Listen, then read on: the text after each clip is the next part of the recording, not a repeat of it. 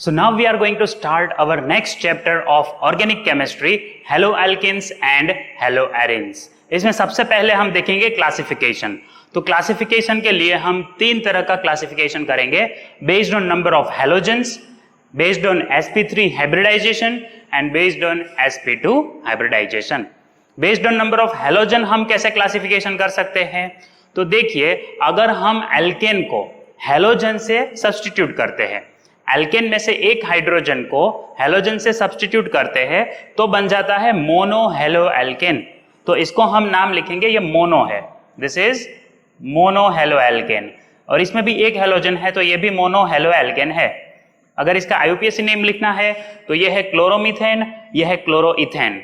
सो अगर एक chlorine atom या एक ब्रोमीन या एक हैलोजन एटम एक हाइड्रोजन को डिस्प्लेस करता है तो मोनो हेलो एल्केन बनता है। सेकेंड हम देखते हैं जिसमें दो क्लोरीन है, देखो देयर आर टू क्लोरीन, तो इसको हम क्या कहेंगे? डाइक्लोरोइथेन। सो अगर दो हैलोजन है तो हम डाई वर्ड यूज करेंगे। अगर तीन क्लोरीन एटम है, आप देखो तीन क्लोरीन है तो इसको हम कहेंगे ट्राइक्लोरो, और तीन कार्बन है इसलिए प्रोपेन, तो ये ट्राइक्लोरोप्रोपेन है। बट आईयूपीएसी नेम कैसे लिखेंगे? ये फर्स्ट और सेकेंड कार्बन पे है तो 1,2 डाइक्लोरोइथेन। इसमें क्या आएगा? 1, 2, 3, तीनों पे एक एक क्लोरीन है तो 1, 2, 3 ट्राइक्लोरोप्रोपेन। इस तरह से हम आईयूपीएसी नेम भी लिख सकते हैं। अब आगे देखते हैं एरेन्स में किस तरह से नोमेनक्लेचर कर सकते हैं। जैसे एक हैलोजन है तो इसको हम कहेंगे ब्रोमोबेंजीन, क्लोरोबेंजीन, मतलब ये मोनो सब्स्टिट्यूटेड प्रोडक्ट हुआ। लेकिन अगर देखो दो हैलोजन है तो उसके लिए हम लिखेंगे डाई।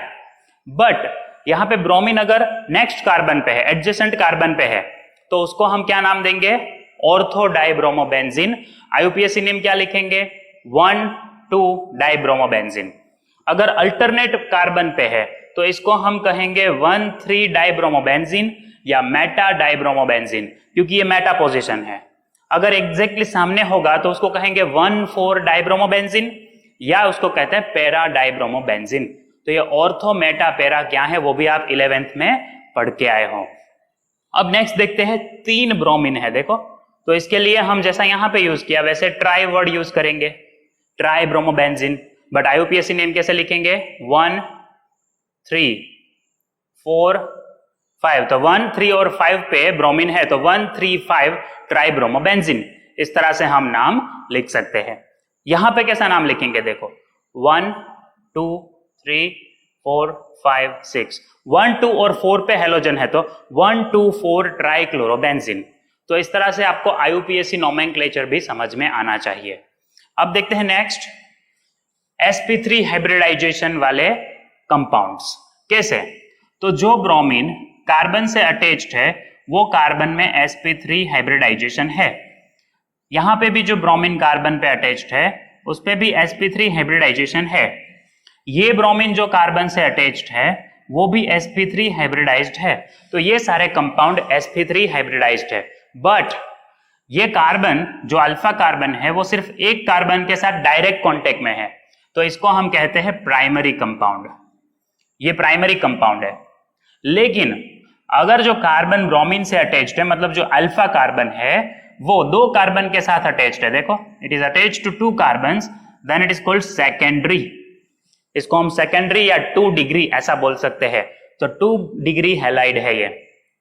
लेकिन ब्रोमीन जो कार्बन से अटैच्ड है जिसमें sp3 हाइब्रिडाइजेशन है वो डायरेक्ट 3 कार्बन के कांटेक्ट में है, तो इसको हम कहते हैं टर्शरी या 3 डिग्री लिख सकते हैं।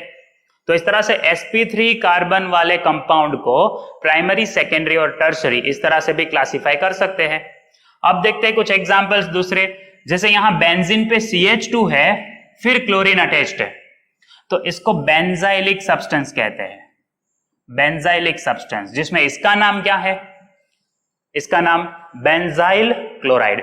बेंजीन पे CH2 है तो उसको लिखते हैं बेंजाइल, फिनाइल नहीं बोलना है। फिनाइल का मतलब क्या होता है?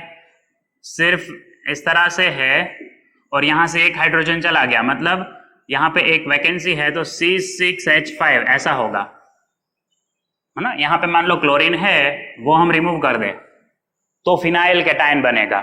तो ऐसे C6H5 के लिए वर्ड यूज होता है फिनाइल। बेंजीन पे CH2 है, इसको कहते हैं बेंजाइल, और ऐसे कंपाउंड्स को कहते हैं बेंजाइलिक कंपाउंड। यहां पे आप देखो तो जो कार्बन हेलोजन से अटैच्ड है वो sp3 है, जैसे यहां पे भी ये sp3 है। बेंजीन में sp2 होता है, लेकिन ये कार्बन जो है वो sp3 है। ये कार्बन में भी sp3 हाइब्रिडाइजेशन है, तो ये इसमें हम लिख सकते हैं। बट नेक्स्ट कार्बन जो है बीटा कार्बन, उसमें डबल बॉन्ड है, तो इसका नाम है एलाइलिक सब्सटेंस। जैसे आप देखो ये, तो ये भी एलाइलिक सब्सटेंस है, साइक्लिक है बट एलाइलिक है। कैसे? जो अल्फा कार्बन है उसके नेक्स्ट कार्बन पे डबल बॉन्ड है, तो इसको भी हम एलाइलिक सब्सटेंस कहते हैं। ये भी एलाइलिक सब्सटेंस है। तो प्राइमरी, सेकेंडरी, टर्शरी, बेंजाइलिक और एलाइलिक सब्सटेंसेस हम sp3 हाइब्रिडाइज्ड कंपाउंड में लिख सकते हैं। sp2 हाइब्रिडाइज्ड कार्बन वाले कंपाउंड कौन से होंगे? तो उसमें देखो पहला एग्जांपल, हेलोजन जो कार्बन पे अटैच्ड है उस पे ही डायरेक्ट डबल बॉन्ड है, तो इसको हम कहते हैं विनाइलिक सब्सटेंस। विनाइलिक सब्सटेंस, इसका नाम है विनाइल क्लोराइड। जैसे इसका नाम है एलाइल क्लोराइड, इसका नाम है विनाइल क्लोराइड। ये कॉमन नेम है। आईयूपीएससी नेम लिखना है तो आप ऐसा करोगे 1 chloroethane, 1 chloroethene, double bond first carbon पे, नंबरिंग देना जरूरी नहीं है, तो 1 क्लोरोइथीन। यहां पे 1 2 3 ऐसा नंबरिंग होगा। डबल बॉन्ड को पहला प्रेफरेंस मिलता है, फिर हेलोजन को, तो इसके क्या नेम लिखेंगे आप? 3 क्लोरो प्रोप 1 इन। इसका नाम लिखना है तो आप ऐसे लिखोगे 3 क्लोरो प्रोप 1 इन, क्योंकि डबल बॉन्ड फर्स्ट कार्बन पे है। यहां पे नेम लिखना है तो 1 2 3, तो इसमें भी ऐसा आएगा 3 क्लोरो, फिर साइक्लोहेक्स, साइक्लोहेक्स 1 इन, ये होगा आईयूपीएससी नेम। सो आईयूपीएससी नेम का भी प्रैक्टिस करो आप साथ में। अब नेक्स्ट देखो, इसका नाम क्या लिखोगे? Chlorobenzene. Chlorine directly sp2 carbon से अटैच्ड है, तो ये क्लोरोबेंजीन है। अच्छा, ये क्या है? वैसे तो बेंजीन पे CH3 है तो उसको टोल्यूइन कहते हैं, और सेकेंड कार्बन पे बेंजीन में क्लोरो है, तो ये है 2 क्लोरोटोल्यूइन। 2 क्लोरोटोल्यूइन, जहां पे क्लोरीन डायरेक्टली sp2 कार्बन से अटैच्ड है, बेंजीन रिंग से अटैच्ड है, और बेंजीन रिंग के सारे कार्बन पे sp2 हाइब्रिडाइजेशन होता है। तो 2 chlorotoluene is example of sp2 hybridized carbon. Alpha carbon sp2 hybridized है। ये कौन सा एग्जांपल है? क्लोरीन है और साइक्लोहेक्सिन है तो इसके जैसा, बट यहां अल्फा कार्बन पे क्लोरीन था और बीटा कार्बन पे डबल बॉन्ड था। यहां पे आप जो अल्फा कार्बन लिखोगे उसमें क्लोरीन है और डबल बॉन्ड भी वहीं पे है, तो ये sp2 का एग्जांपल हुआ। इसमें जो कार्बन है, जो अल्फा कार्बन है, वो sp2 हाइब्रिडाइज्ड है। इसका नाम कैसे लिखेंगे? तो यहीं से नंबरिंग स्टार्ट होगा, तो 1 क्लोरो, फिर साइक्लोहेक्स 1 इन, 1 क्लोरो साइक्लोहेक्स 1 इन, ये होगा इसका नेम। सो क्लासिफिकेशन बहुत सिंपल है। आईयूपीएससी नोमेनक्लेचर उससे भी ज्यादा सिंपल है। मैंने जीओसी चैप्टर में आपको आईयूपीएससी नोमेनक्लेचर सिखाया था, तो आप वो आईयूपीएससी नोमेनक्लेचर एक बार देखो और ये नोमेनक्लेचर समझने की कोशिश करो। Now we will see preparation of haloalkanes. In that first we will see preparation from alcohol. तो अल्कोहल में से अगर हेलोएल्केन प्रिपेयर करना है तो हमारे पास 5 मेथड है, जिसमें सबसे पहला मेथड है HCl की प्रेजेंस में हम रिएक्शन करेंगे। तो अल्कोहल में HCl ऐड करेंगे इन presence of a catalyst anhydrous ZnCl2। तो HCl ऐड करने से क्या होगा? OH माइनस का रिप्लेसमेंट होगा, वो डिस्प्लेस हो जाएगा क्लोरीन से। तो जहां OH है वो H के साथ, HCl में से जो H है उसके साथ वाटर मॉलिक्यूल प्रोड्यूस करेगा, और क्लोरीन R के साथ अटैच होगा, जहां पे R क्या होगा? Alkyl group. अगर R CH3 है तो यहाँ पे क्लोरोमीथेन मिलेगा, अगर R CH3CH2 इथाइल है तो यहाँ क्लोरो इथेन मिलेगा। तो इस तरह से आपको ये प्रोडक्ट समझना है, जो अल्कोहल होगा उस पर रिस्पेक्टिव हेलोएल्केन यहाँ पे आपको मिलेगा। इसको हम ल्यूकास टेस्ट भी बोलते हैं। क्यों? आपको जब अल्कोहल देते हैं तो वो टर्शरी है, सेकेंडरी है या प्राइमरी, कैसे पता चलेगा? तो अगर सिर्फ HCl ऐड करने से रिएक्शन हो गया तो वो होगा टर्शरी। सो टर्शरी सबसे ज्यादा रिएक्टिव है। सो जो अल्कोहल आपको दिया है सिर्फ HCl ऐड करने से प्रोडक्ट देगा, क्लाउडी प्रेसिपिटेट आएंगे, तो टर्शरी अल्कोहल है। अगर आपने HCl ऐड किया और एनहाइड्रस ZnCl2 ऐड करते हो तब रिएक्शन होता है और ऑयली ड्रॉपलेट्स मिलते हैं विद इन 5 मिनट्स, तो उसको कहते हैं सेकेंडरी अल्कोहल। लेकिन आपने HCl ऐड किया, एनहाइड्रस ZnCl2 ऐड किया अल्कोहल में और थोड़ा सा वार्म किया, फिर भी सॉल्यूशन क्लियर रहा, तो प्राइमरी अल्कोहल होगा। तो ये रिएक्टिविटी आपको याद रखना है, टर्शरी सबसे ज्यादा रिएक्टिव है। तो ल्यूकास टेस्ट आपको सेपरेशन के लिए काम आएगा, कौन सा अल्कोहल दिया है वो पता चलेगा। या इसको ग्रूव्स प्रोसेस भी बोलते हैं। ये जो प्रोसेस है अल्कोहल में से हेलो एल्केन की प्रिपरेशन बाय HCl, इसको ग्रूव प्रोसेस बोलते हैं, जिसमें रिएक्टिविटी कैसा है, तो HI सबसे ज्यादा रिएक्टिव है। मतलब HCl की जगह HI रखोगे तो रिएक्शन बहुत फास्ट होगा। इसका रीजन क्या है, HI स्ट्रॉन्ग एसिड है, बाद में जो एसिडिक नेचर है डिक्रीज होता है, तो HBr, HCl ऐसे अगर ग्रुप में हम ऊपर जाएंगे हेलोजन में तो वो कम एसिडिक है, तो उसका रिएक्शन कम होता है। तो ये पहला रिएक्शन है प्रिपरेशन ऑफ हेलो एल्केन में। दूसरा है सॉल्ट ऐड करेंगे NaBr in presence of H2SO4, तो क्या बनेगा, ये Br OH को रिप्लेस करेगा तो RBr बनेगा। OH जो यहां से निकलेगा वो H के साथ रिएक्ट होगा तो H2O बना, और जो सोडियम है वो रिमेनिंग HSO4 के साथ क्या बनाएगा, NaHSO4, सॉल्ट बना लिया। तो इस तरह से हमारा प्रोडक्ट होगा ब्रोमो मीथेन, ब्रोमो इथेन, ऐसा प्रोडक्ट हो सकता है डिपेंडिंग ऑन R। थर्ड है PX3 ऐड करेंगे, फॉस्फोरस ट्राइहेलाइड, जहां पे क्लोरीन या ब्रोमीन हम ले सकते हैं एज अ हेलाइड। अब यहां पे रिएक्शन क्या होगा, देखो 3 हेलोजन 3 OH का रिप्लेस करेंगे। आप बोलोगे सर एक ही है इसमें, अल्कोहल 3 मोल्स ले लो आप, तो 3 मोल्स अल्कोहल है तो 3 OH को रिप्लेस करेंगे 3 हेलोजन, सो 3 मॉलिक्यूल्स मिलेंगे आपको, 3 मोल्स ऑफ RCl और RBr, सो हेलो एल्केन के 3 मोल मिलेंगे। लेकिन जो फॉस्फोरस बचा वो क्या करेगा, वो OH के साथ रिएक्ट करेगा। कितने OH है टोटल, 3 अल्कोहल लिए तो 3 OH फ्री हुए और एक फॉस्फोरस बचा है PX3 का, तो इसके बीच में रिएक्शन होगा तो बनेगा H3PO3। तो ये बाय प्रोडक्ट है, मेन प्रोडक्ट तो हमारा हेलो एल्केन है। बहुत ही सिंपल है, आपको OH रिप्लेस करना है हेलोजन से। अब आपने फॉस्फोरस ट्राइहेलाइड ऐड किया, इसकी जगह फॉस्फोरस पेंटाक्लोराइड PCl5 भी ऐड कर सकते हो। यहां पे एक हेलोजन एक OH का रिप्लेसमेंट करेगा तो क्लोरो एल्केन बनेगा। दूसरा क्लोरीन एक हाइड्रोजन के साथ रिएक्ट करेगा जो OH में है, तो OH में जो H है वो क्लोरीन के साथ रिएक्ट करेगा और एक क्लोरीन हेलो एल्केन बनाने में यूज हो गया। अब 3 क्लोरीन बचे, वो 3 क्लोरीन ये ऑक्सीजन के साथ रिएक्ट करेंगे और फॉस्फोरस तो है यहाँ पे, तो POCl3 बनेगा। बाय प्रोडक्ट आपको इस तरह से पता चलना चाहिए कौन से रिएक्शन में कौन सा बाय प्रोडक्ट बनेगा। तो जब PCl5 लिया है तो POCl3 बनेगा, जब आपने PX3 लिया है तो H3PO3 बनता है, ऐसे याद रखो। नेक्स्ट है पिरिडीन की प्रेजेंस में एज ए सॉल्वेंट पिरिडीन लेंगे और हम ऐड करते हैं थायोनिल क्लोराइड SOCl2, तो ये प्रोसेस को कहते हैं डार्जिन्स प्रोसेस। इसमें हमें हेलो एल्केन के साथ जो बाय प्रोडक्ट मिलते हैं वो है सल्फर डाइऑक्साइड एंड HCl, दोनों गैसियस है, इजीली रिमूव हो जाते हैं, सेपरेशन करना नहीं पड़ता, इजीली निकल जाते हैं, इसीलिए ये बेस्ट इंडस्ट्रियल प्रोसेस है। इंडस्ट्रियल प्रोसेस में अगर आपको पूछते हैं कौन सी प्रोसेस हेलो एल्केन की प्रिपरेशन में यूज होगी तो आपको लिखना है डार्जेंस प्रोसेस। या बोलते हैं कौन सा रिएजेंट यूज होगा तो आप लिखोगे थायोनिल क्लोराइड पिरिडीन की प्रेजेंस में। तो इस तरह से हमें हेलो एल्केन्स मिल सकते हैं अल्कोहल में से। अब देखते हैं एल्केन में से कैसे मिल सकता है हेलो एल्केन। सो एल्केन में एक एग्जांपल मैंने लिया है ब्यूटेन, दूसरा लिया है नियोपेंटेन। अब आप ध्यान रखो, मैंने यहां ब्यूटेन और नियोपेंटेन लिया, लेकिन 11th स्टैंडर्ड में हमने मीथेन में से भी बनाया था। मीथेन का अगर सनलाइट की प्रेजेंस में क्लोरीनेशन करे तो फ्री रेडिकल मैकेनिज्म होगा। कैसे, ये Cl के जो बीच में बॉन्ड है वो होमोलाइटिक फिशन होगा उसका, और 2 Cl रेडिकल मिलेंगे जो आगे चेन प्रोसेस स्टार्ट करते हैं। तो चेन इनिशिएशन होगा, फिर चेन प्रोपगेशन होगा।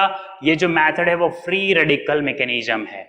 तो इस तरह सनलाइट की प्रेजेंस में हेलोजन का फ्री रेडिकल बनेगा और वो ब्यूटेन में फर्स्ट कार्बन पे भी आ सकता है, तो 1 क्लोरोब्यूटेन बनेगा।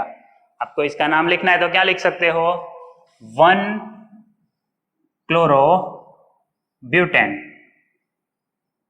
और अगर वो सेकंड कार्बन पे आता है तो उसका नाम क्या हो जाएगा, 2 क्लोरोब्यूटेन। सो आपको 2 आइसोमर्स मिले जो पोजिशनल आइसोमर्स है। लेकिन अगर आप नियोपेंटेन का हेलोजिनेशन करते हो इन प्रेजेंस ऑफ सनलाइट, तो जो मोनो हेलो प्रोडक्ट मिलता है उसके कितने आइसोमर्स होंगे, तो होंगे ही नहीं, सिर्फ एक ही प्रोडक्ट बनेगा। आप बोलोगे सर यहां पे Cl आया, तो भी आप उसका नाम क्या लिखोगे, 1 2 3, तो 2 डाइमिथाइल है और 1 पे क्लोरो है, तो ऐसे लिखेंगे 1 chloro 2 dimethyl propane. Long chain में सिर्फ 3 कार्बन है, तो ये हो गया आईयूपीएसिनीन। सिर्फ यही प्रोडक्ट मिलेगा। अगर आप यहां पे क्लोरीन करते हो तो भी ये नाम आएगा, यहां क्लोरीन रखा तो भी ये आएगा, यहां पे रखा तो भी आएगा। तो आपको शायद ऐसे ऑप्शन देते हैं आइसोपेंटेन, नियोपेंटेन, आइसोहेक्सेन और एनपेंटेन, 4 ऑप्शन है, और बोलेंगे इसमें से कौन सा कंपाउंड हेलोजिनेशन करने से सिर्फ सिंगल मोनो हेलो प्रोडक्ट देगा। तो ये जो प्रोडक्ट है वो सिर्फ सिंगल प्रोडक्ट बना है और कोई इसका आइसोमर पॉसिबल नहीं है। यहां से इसमें से और कोई आइसोमर नहीं बन सकता इसका मोनो हेलोजिनेशन से। तो एमसीक्यू से पूछे तो ध्यान रखना है।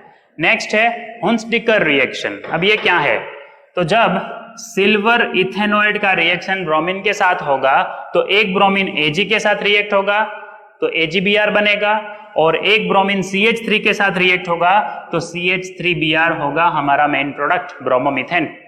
अच्छा, और ये CO2 का क्या होगा, गैस है ना। CO2 as a by product, gaseous product में वो कन्वर्ट होके रिमूव हो जाएगा, तो ब्रोमोमीथेन बनता है सिल्वर इथेनॉइड से।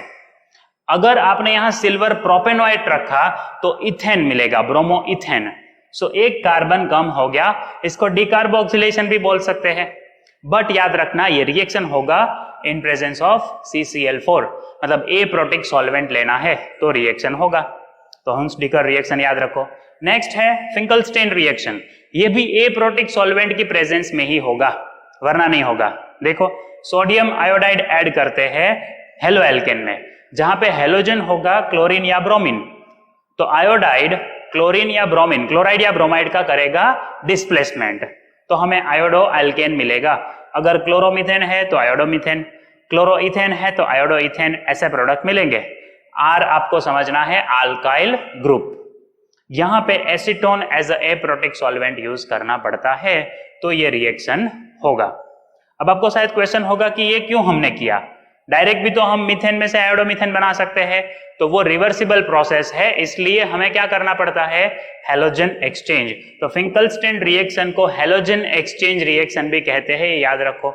और फिंकलस्टेन रिएजेंट पूछा तो NaI in acetone is the reagent. उसके जैसा ही है स्वार्ट्स रिएक्शन, ये भी एक हैलोजन एक्सचेंज रिएक्शन है। यहां पे हम फ्लोरीन का एक्सचेंज करते हैं। अब आयोडीन कम रिएक्टिव है इसलिए वो रिवर्सिबल है, ये तो मान सकते हैं। तो फ्लोरीन का ऐसे क्यों नहीं कर सकते, मीथेन में से डायरेक्ट फ्लोरोमीथेन नहीं बना सकते, रीजन है एक्सप्लोजिव रिएक्शन। मीथेन का डायरेक्ट फ्लोरीन के साथ जो रिएक्शन है वो एक्सप्लोजिव है, इसलिए हमें क्या करना है, हैलोजन एक्सचेंज। तो पहले हमने लिया ब्रोमोमीथेन, फिर उसमें AgF ऐड किया, सिल्वर फ्लोराइड, तो Ag react with bromine, AgBr by product है देखो, और जो फ्लोरीन है वो CH3 के साथ रिएक्ट हुआ तो फ्लोरोमीथेन बना। ये इतना एक्सोथर्मिक नहीं है।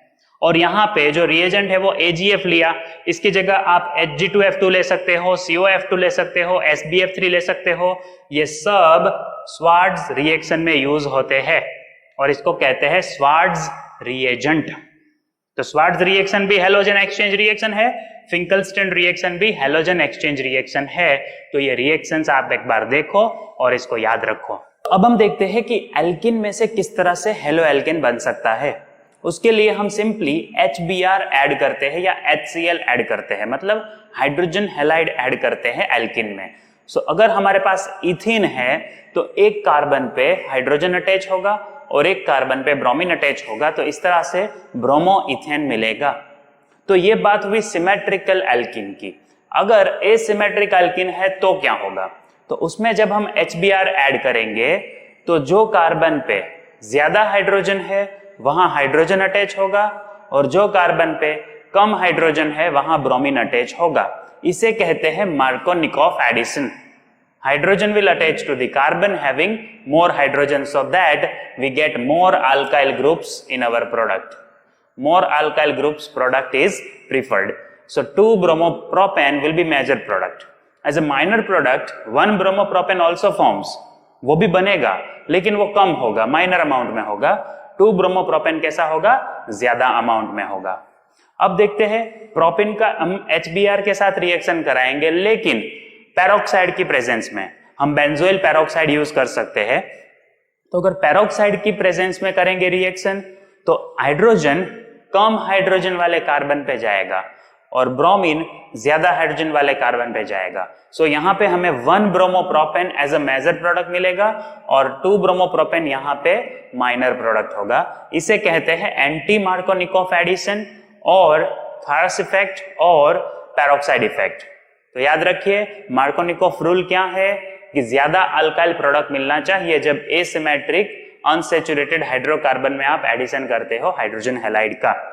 और एंटी मार्कोनिकॉफ रूल क्या है, यहां पे आपको कम अल्काइल ग्रुप वाला प्रोडक्ट मिलेगा। अब आगे देखते हैं कुछ प्रॉपर्टीज। तो पहली प्रॉपर्टी है बॉइलिंग पॉइंट। बॉइलिंग पॉइंट की अगर बात करें हम तो हेलोजन अगर चेंज करें तो आयोडाइड सबसे ज्यादा बॉइलिंग पॉइंट होता है आयोडाइड का। फिर अगर हम ग्रुप में ऊपर आते हैं तो फ्लोराइड कंपाउंड का बॉइलिंग पॉइंट सबसे कम होता है। तो ये ऑर्डर में है। आप ऐसा अगर याद रखो कि ग्रुप में नीचे जाएंगे, हेलाइड्स चेंज करेंगे अगर तो बॉइलिंग पॉइंट इंक्रीज होगा, फ्लोराइड्स कम बॉइलिंग पॉइंट होगा, क्लोराइड का थोड़ा ज्यादा होगा, फिर ब्रोमाइड और आयोडाइड का बॉइलिंग पॉइंट सबसे ज्यादा होगा जब अल्काइल ग्रुप चेंज नहीं करते हैं। लेकिन अगर हेलोजन फिक्स रखा और अल्काइल ग्रुप चेंज किया तो जैसे जैसे नंबर ऑफ कार्बन इंक्रीज होगा बॉइलिंग पॉइंट इंक्रीज होगा, क्योंकि मॉलिक्यूलर मास इंक्रीज होता है तो बॉइलिंग पॉइंट यहां इंक्रीज हो रहा है। When molecular mass increases boiling point increases. लेकिन अगर सेम नंबर ऑफ कार्बन रखे हैं और ब्रांचिंग इंक्रीज होते हैं, जैसे यहां पे देखो ये नॉर्मल ब्यूटाइल हैलाइड है, ये कैसा है, सेकेंडरी है, तो यहाँ पे ब्रांचिंग एक हो गया। ये टर्शरी है, यहाँ पे 2 ब्रांच दिखे, तो ब्रांच अगर इंक्रीज होंगे तो सरफेस एरिया डिक्रीज होगा, जिससे van der Waals force of attraction कम हो जाएगा तो बॉइलिंग पॉइंट डिक्रीज होगा। ब्रांच इंक्रीज होने से बॉइलिंग पॉइंट इंक्रीज होता है। तो आप ऐसा लिख सकते हो boiling point is directly proportional to number of carbon and inversely proportional to branching. अगर ब्रांच इंक्रीज होगा तो बॉइलिंग पॉइंट डिक्रीज होगा, लेकिन अगर नंबर ऑफ कार्बन इंक्रीज होंगे तो बॉइलिंग पॉइंट इंक्रीज होगा। ये पॉइंट याद रखो।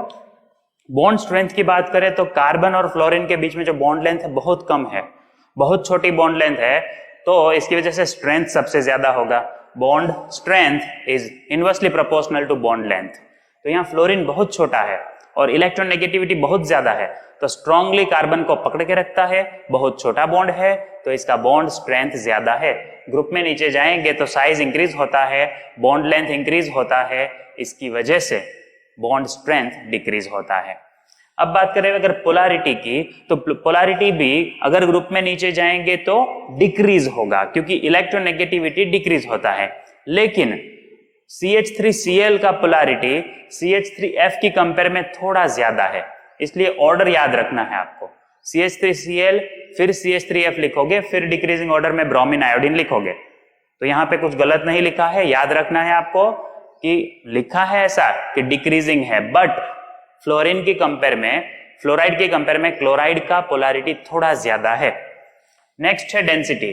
तो डेंसिटी की बात करें तो आयोडाइड जो ग्रुप में नीचे है वो सॉलिड फॉर्म में है तो सबसे ज्यादा डेंसिटी होगा। सो ग्रुप में नीचे जाएंगे तो डेंसिटी इंक्रीज होगा। तो देखो आयोडाइड सबसे नीचे है, सबसे ज्यादा डेंसिटी है।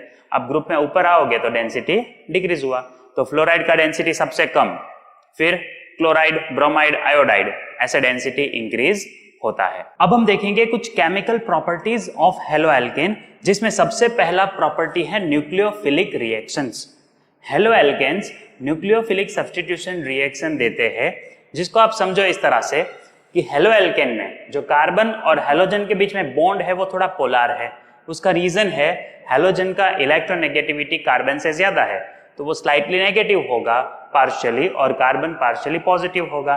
तो कोई न्यूक्लियोफाइल जब हेलो एल्केन के नजदीक आएगा तो हेलोजन का डिस्प्लेसमेंट होगा न्यूक्लियोफाइल से, तो इसीलिए इसको कहते हैं न्यूक्लियोफिलिक सब्स्टिट्यूशन रिएक्शन, और वो न्यूक्लियोफाइल कार्बोकेटाइन के साथ अटैच होगा। अब इसके कुछ एग्जांपल्स देखें तो ब्रोमोइथेन का रिएक्शन अगर KOH के साथ होगा तो यहाँ पे OH क्या होगा, न्यूक्लियोफाइल, तो OH Br को रिप्लेस करेगा तो इथेनॉल मिलेगा। NH3 में NH2 होगा न्यूक्लियोफाइल, तो NH2 Br को रिप्लेस करेगा तो इथेनेमाइन मिलेगा। KCN में पोटेशियम साइनाइड आयोनिक बॉन्ड है, तो इजीली वो बॉन्ड टूटेगा और साइनाइड रिलीज होगा, इसलिए कार्बन अटैच होगा ये कार्बन से, तो C2H5CN मिलेगा, जिसको कहते हैं साइनोइथेन और इथाइल साइनाइड और प्रोपेन नाइट्राइल। इसका IUPAC नेम है प्रोपेन नाइट्राइल। लेकिन AgCN अटैच होगा तो Ag और CN के बीच में बॉन्ड है वो नहीं टूटता है, क्योंकि उसमें कोवेलेंट नेचर है, तो वो बॉन्ड नहीं टूटता, तो कार्बन से अटैचमेंट नहीं होगा इथाइल का, अटैचमेंट होगा नाइट्रोजन से, इसलिए हमें मिलता है इथेन आइसोसाइनाइड, इथाइल आइसोसाइनाइड।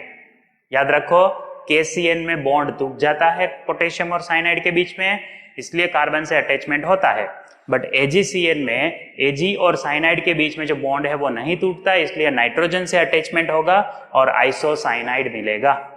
इसी तरह KNO2, अब KNO2 में बॉन्ड कैसा है देखो, पोटेशियम ऑक्सीजन के साथ अटैच होता है KNO2 में, तो वो बॉन्ड टूटता है, इसलिए ऑक्सीजन से अटैचमेंट होगा इथाइल का और हमें मिलेगा इथाइल नाइट्राइट। लेकिन AgNO2 में Ag और ऑक्सीजन के बीच में यहां पे जो बॉन्ड होगा AgNO2 अगर मैं ड्रॉ करूं यहां पे, तो यहां पे जो बॉन्ड है ऑक्सीजन और Ag के बीच में ये नहीं टूट पाता, इसलिए नाइट्रोजन अटैच हो जाएगा इथाइल ग्रुप से, तो हमें मिलेगा नाइट्रोइथेन।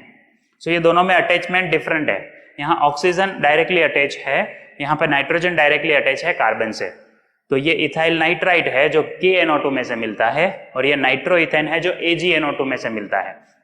अब देखिए अगर सोडियम अल्कोक्साइड ऐड करते हैं हम, अगर CH3 है तो सोडियम मिथॉक्साइड होगा, तो ये सोडियम ब्रोमीन को ले जाएगा तो रिएक्शन होगा NaBr और OR- यानी कि अल्कोक्सी ग्रुप अटैच होगा इथाइल के साथ तो बनेगा ईथर, इसे कहते हैं ईथर।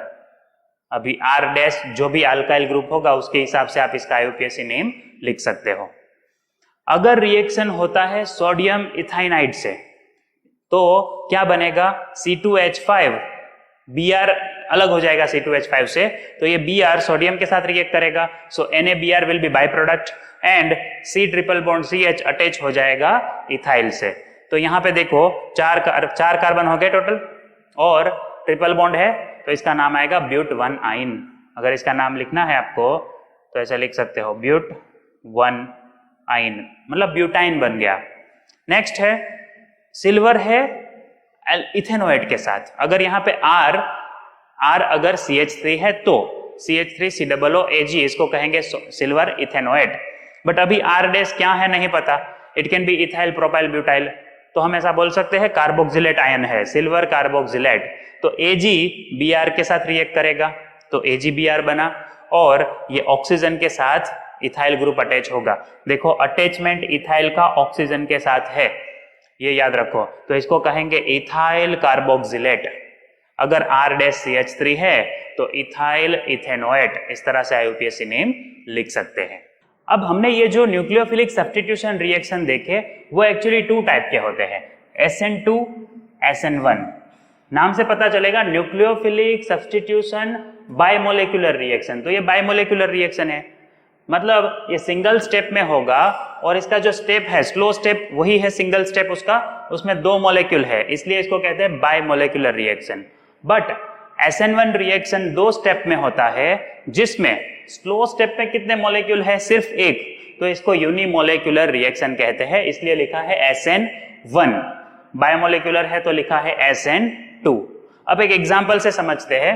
मैंने यहाँ पे क्लोरोमीथेन लिखा है, तो क्लोरोमीथेन के साथ न्यूक्लियोफिलिक ग्रुप पीछे से अटैक करता है। इसका रीजन है यहाँ पे ज्यादा बल्कियर ग्रुप नहीं है, तो बल्कियर ग्रुप यहाँ पे नहीं है तो OH अटैक कर सकता है इजीली, तो बीच में बनेगा ट्रांजिशन स्टेट। याद रखना ये कोई इंटरमीडिएट नहीं है, ये सिर्फ हमने एक इमेजिनरी ट्रांजिशन स्टेट बनाया है जो प्लेनर स्ट्रक्चर है जिसमें Cl बॉन्ड टूट रहा है और OH बॉन्ड बन रहा है। कार्बन के साथ Cl का बॉन्ड टूट रहा है और OH का बॉन्ड बन रहा है, ऐसा हमारा इमेजिनेशन है। ये कोई बीच में इंटरमीडिएट नहीं है, सिर्फ एक ट्रांजिशन स्टेट दिखाया है जो क्विकली प्रोडक्ट में कन्वर्ट होगा। Cl माइनस निकल जाएगा, वेल्डन इन्वर्जन होगा। मतलब क्या है, क्लोरीन आप देखो यहाँ पे राइट साइड था और प्रोडक्ट में जो OH आया वो लेफ्ट साइड है, तो ये इन्वर्जन हो गया। मतलब ये अगर डेक्स्ट्रो रोटेटरी था तो ये लिवो रोटेटरी हो जाएगा। सो इसको बोलते हैं इन्वर्जन। ये वेल्डन इन्वर्जन हुआ है तो OH हमें लेफ्ट साइड मिला, इसलिए इसको इन्वर्टेड प्रोडक्ट कहते हैं। याद रखना है SN2 reaction will give always inverted product, कभी इसमें रिटेंशन नहीं होगा, ऑलवेज इन्वर्टेड प्रोडक्ट मिलेगा। और सिंगल स्टेप रिएक्शन है, ऐसा नहीं बोलना है सर ये पहला स्टेप या दूसरा स्टेप, ये कोई स्टेप नहीं है, ये सिर्फ इमेजिनेशन है। तो ये सिंगल स्टेप रिएक्शन है, वन स्टेप रिएक्शन। अब यहाँ पे आप देखो तो जो ये रिएक्शन है इसमें कितने मॉलिक्यूल इन्वॉल्व है, 2 मॉलिक्यूल है, इसलिए रेट ऑफ रिएक्शन क्या होगा, K into CH3Cl concentration OH minus concentration. So rate of reaction depends on both molecules concentration, मतलब ये सेकेंड ऑर्डर रिएक्शन है। SN2 reaction is second order reaction. और इसका रिएक्टिविटी कैसे लिखेंगे, तो रिएक्टिविटी के लिए पहले आपको स्ट्रेंथ पता होनी चाहिए। मतलब आप अगर मान लो ये CH3 एज इट इज रखो, इसके साथ आपने साइनाइड रखा तो सबसे ज्यादा रिएक्टिव है क्योंकि इसका स्ट्रेंथ सबसे ज्यादा। आयोडाइड रखोगे तो साइनाइड की कंपेयर में कम रिएक्टिव होगा। OR यहां रखा मतलब आपने ईथर लिया तो आयोडाइड की कंपेयर में भी वो कम रिएक्टिव है। तो आप इस तरह से ये देख लो स्ट्रेंथ, जिसमें फ्लोराइड सबसे कम रिएक्टिव है, याद रखो है। अगर आपको ऐसा लिखना है तो भी लिख सकते हो हैलाइड्स के लिए कि आयोडाइड सबसे ज्यादा रिएक्टिव होता है।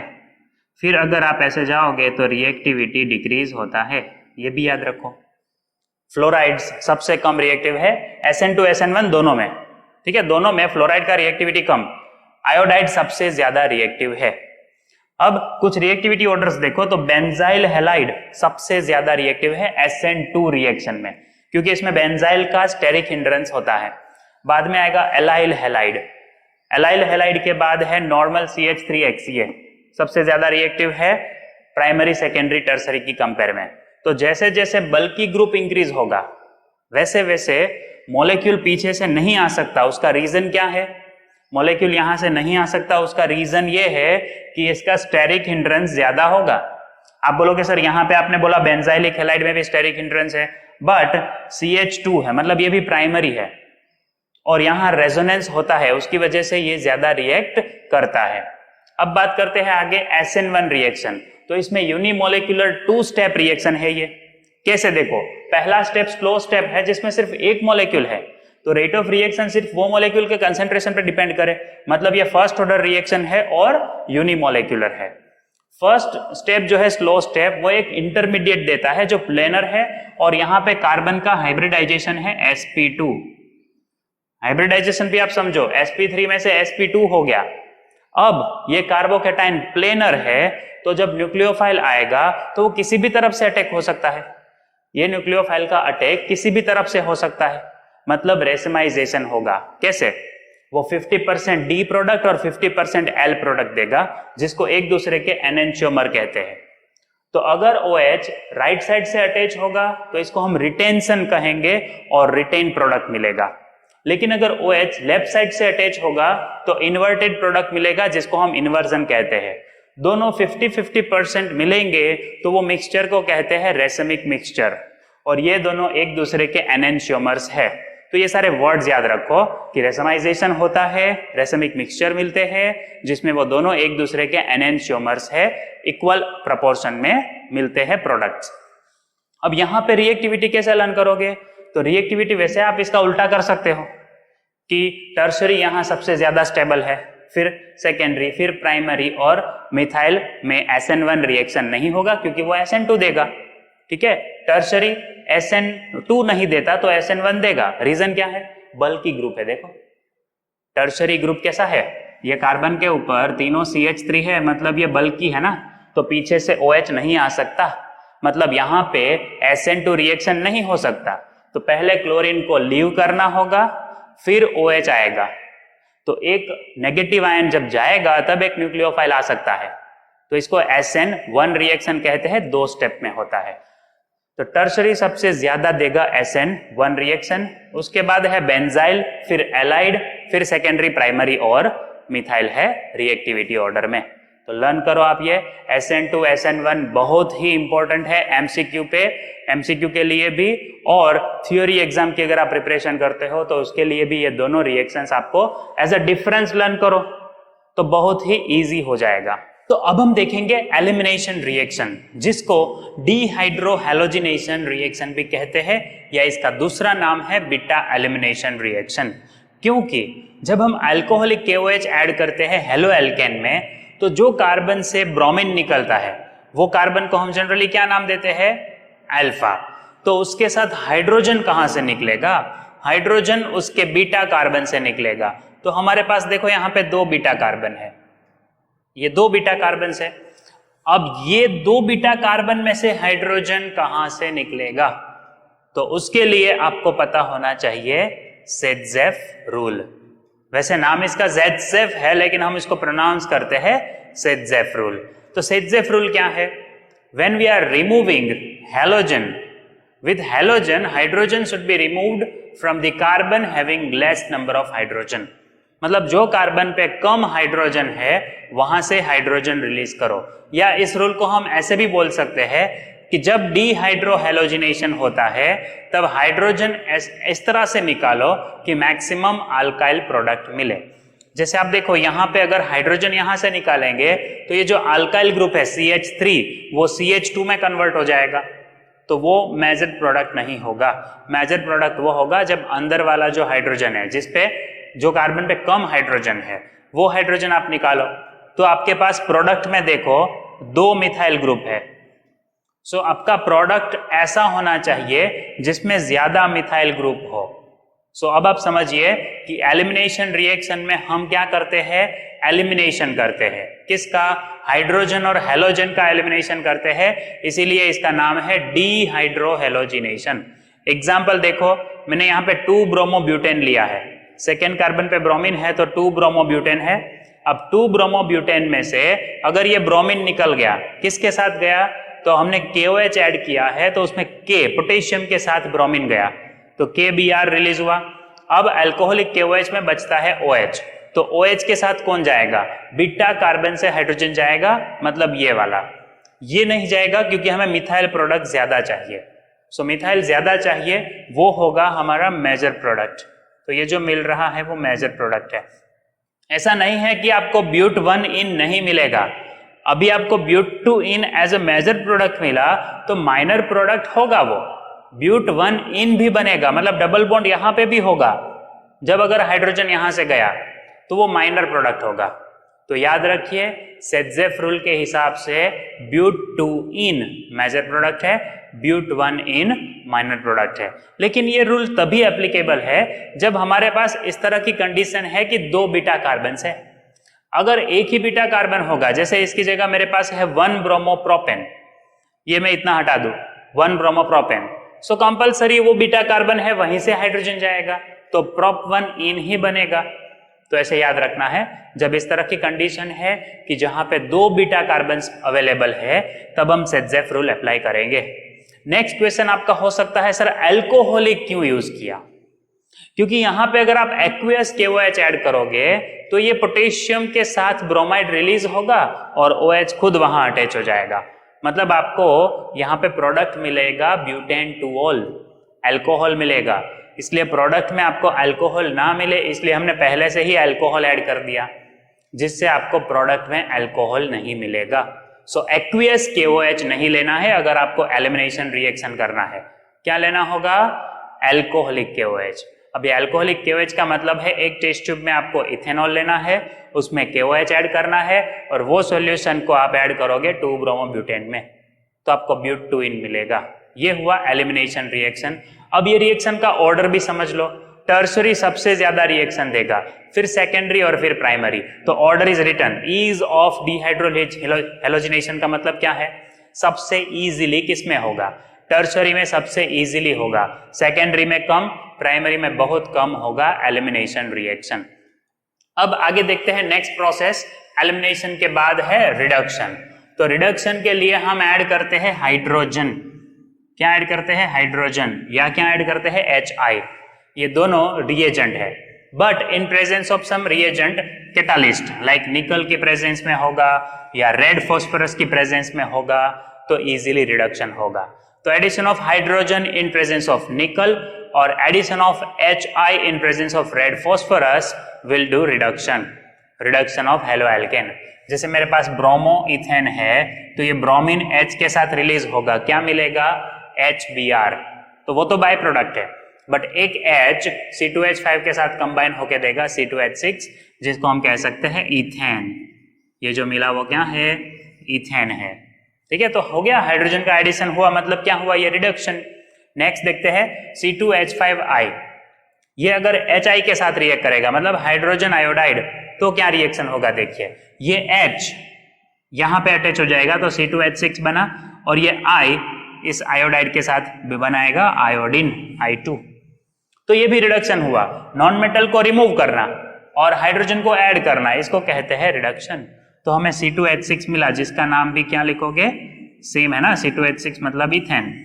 इस तरह अगर आपने आयोडोप्रोपेन लिया तो प्रोपेन मिलेगा, आयोडोमीथेन लिया होता तो मीथेन मिलता। याद रखिए ये हेलो एल्केन का रिडक्शन है हाइड्रोजन या हाइड्रो आयोडिक एसिड से। तो अब हम देखते हैं रिएक्शन विथ मेटल्स। तो हेलो एल्केन में पहला एग्जांपल लेते हैं ब्रोमोमीथेन। इसकी जगह हम ब्रोमो इथेन, ब्रोमो प्रोपेन ऐसा ले सकते हैं, मतलब यहाँ पे आप R लिख सकते हो। R is a common word use for alkyl, तो आप CH3 CH3 CH2 CH3 CH2 CH2 ऐसा मिथाइल इथाइल प्रोपाइल ब्यूटाइल ले सकते हो। हमने लिया अभी मिथाइल। तो ब्रोमोमीथेन का रिएक्शन होगा मेटल के साथ। कौन सा मेटल है, सोडियम मेटल है। तो सोडियम मेटल के साथ जब उसका रिएक्शन होगा इन presence of dry ether, condition dry रखना है यहाँ पे, मतलब हमें यहाँ पे एक्वियस कंडीशन नहीं देना है, इसके लिए हम ड्राई ईथर रखते हैं, एप्रोटिक सॉल्वेंट। ठीक है, तो ड्राई ईथर रखेंगे तो ये सोडियम क्या करेगा, 2 सोडियम है और 2 ब्रोमोमीथेन है, सो ये दोनों ब्रोमीन, एक ब्रोमीन है, ऐसे 2 मिथाइल ब्रोमाइड है, तो दोनों के ब्रोमीन दोनों सोडियम के साथ क्या बनाएंगे, NaBr। अब बचेगा क्या, 2 मिथाइल ग्रुप बचेंगे, वो दोनों मिथाइल ग्रुप एक दूसरे के साथ कंबाइन हो जाएंगे, तो क्या बनाएंगे, देखो एल्केन। 2 मिथाइल ग्रुप कंबाइन होंगे तो बनेगा इथेन। अगर 3 कंबाइन होंगे, सॉरी 2 मिथाइल ग्रुप है तो क्या हुआ, इथेन। अगर 2 इथाइल ग्रुप कंबाइन होंगे तो क्या बनेगा, ब्यूटेन। अगर 2 प्रोपाइल ग्रुप कंबाइन होंगे तो क्या बनेगा, हेक्सेन। सो आपने यहां देखा वुड्स रिएक्शन से जो आपको एल्केन मिलता है उसमें नंबर ऑलवेज इवन होंगे, है ना, जो भी आपको एल्केन मिलेगा उसमें इवन नंबर ऑफ कार्बन होंगे, मतलब आप यहां से प्रोपेन नहीं बना सकते। हाँ, अगर कोई बोलेगा सर मैंने ब्रोमोमीथेन और ब्रोमो इथेन लिया तो प्रोपेन बनेगा, बट उसका प्रपोर्शन बहुत कम होगा, वो माइनर क्वांटिटी में होगा। ठीक है, मेजर प्रोपोर्शन कौन सा होगा, आप सोचो। अगर आपने CH3Br के साथ किसका कॉम्बिनेशन किया है, यहां लिख देता हूं मैं, CH3Br के साथ अगर आपने CH3CH2Br बनाया तो आपको कितने प्रोडक्ट मिलेंगे, एक तो मिलेगा CH3 खुद अपने साथ कंबाइन होगा तो इथेन, दूसरा CH3CH2 खुद CH3CH2 के साथ कंबाइन होगा तो बनेगा ब्यूटेन, और तीसरा होगा अगर ये दोनों एक दूसरे से कंबाइन होंगे तो प्रोपेन, बट ये बहुत कम होगा, माइनर प्रोडक्ट होगा। तो आपको ऐसे एमसीक्यू पूछ सकते हैं कि अगर ब्रोमोमीथेन ब्रोमोइथेन के साथ सोडियम की प्रेजेंस में ड्राई ईथर की प्रेजेंस में रिएक्ट करे तो क्या प्रोडक्ट होगा, ऑप्शंस होंगे, है ना, ethane, butane, propane, all of this, वहां पे आप टिक कर सकते हो ऑल ऑफ दिस, बट याद रखना प्रोपेन माइनर प्रोडक्ट है, बहुत कम मिलता है, इसलिए हमने लिखा है कि वुड्स रिएक्शन से हमें ज्यादातर इवन नंबर ऑफ कार्बन मिलते हैं, मतलब हम इससे इथेन, ब्यूटेन, हेक्सेन, ऑक्टेन ऐसे मॉलिक्यूल बना सकते हैं। चलो सोचो एन ऑक्टेन बनाना है तो कौन सा हेलो एल्केन लोगे? You want to prepare, if you want to prepare an octane, normal octane prepare करना है तो हेलो एल्केन कौन सा लोगे? 1 ब्रोमो ब्यूटेन, याद रखना 1 ब्रोमो ब्यूटेन लोगे तो ब्रोमीन सोडियम के साथ चला जाएगा, ब्यूटाइल ब्यूटाइल 2 कंबाइन होंगे तो क्या मिलेगा? Normal octane. सो ये याद रखना है। नेक्स्ट है वुड्स फिटिग रिएक्शन। अब वुड्स फिटिग रिएक्शन में एक होता है हेलो एरिन और एक होता है हेलो एल्केन। अगर दोनों हेलो एरिन्स है तो उसको फिटिग रिएक्शन कहते हैं, दोनों हेलो एल्केन है तो उसको वुड्स रिएक्शन कहते हैं। अब एक वुड्स रिएक्शन से ले लिया, एक फिटिग रिएक्शन से ले लिया, इसलिए इसका नाम क्या बोल दिया हमने? Wurtz Fittig reaction. इसमें भी ऐसा ही होगा, ये क्लोरीन और ये क्लोरीन सोडियम के साथ चले जाएंगे, बचेगा कौन? बेंजीन रिंग और CH3, वो कंबाइन हो जाएंगे तो इसको कहते हैं टोल्यूइन, मिथाइल बेंजीन, जिसका क्या नाम देते हैं? टोल्यूइन। तो ये आपको ऐसा लग रहा है it is just like a coupling reaction, जो हेलोजन निकलने के बाद बचते हैं कार्बोकेटायंस वो एक दूसरे के साथ कंबाइन हो जाते हैं। Okay, next reaction with magnesium. Magnesium के साथ कैसा रिएक्शन है?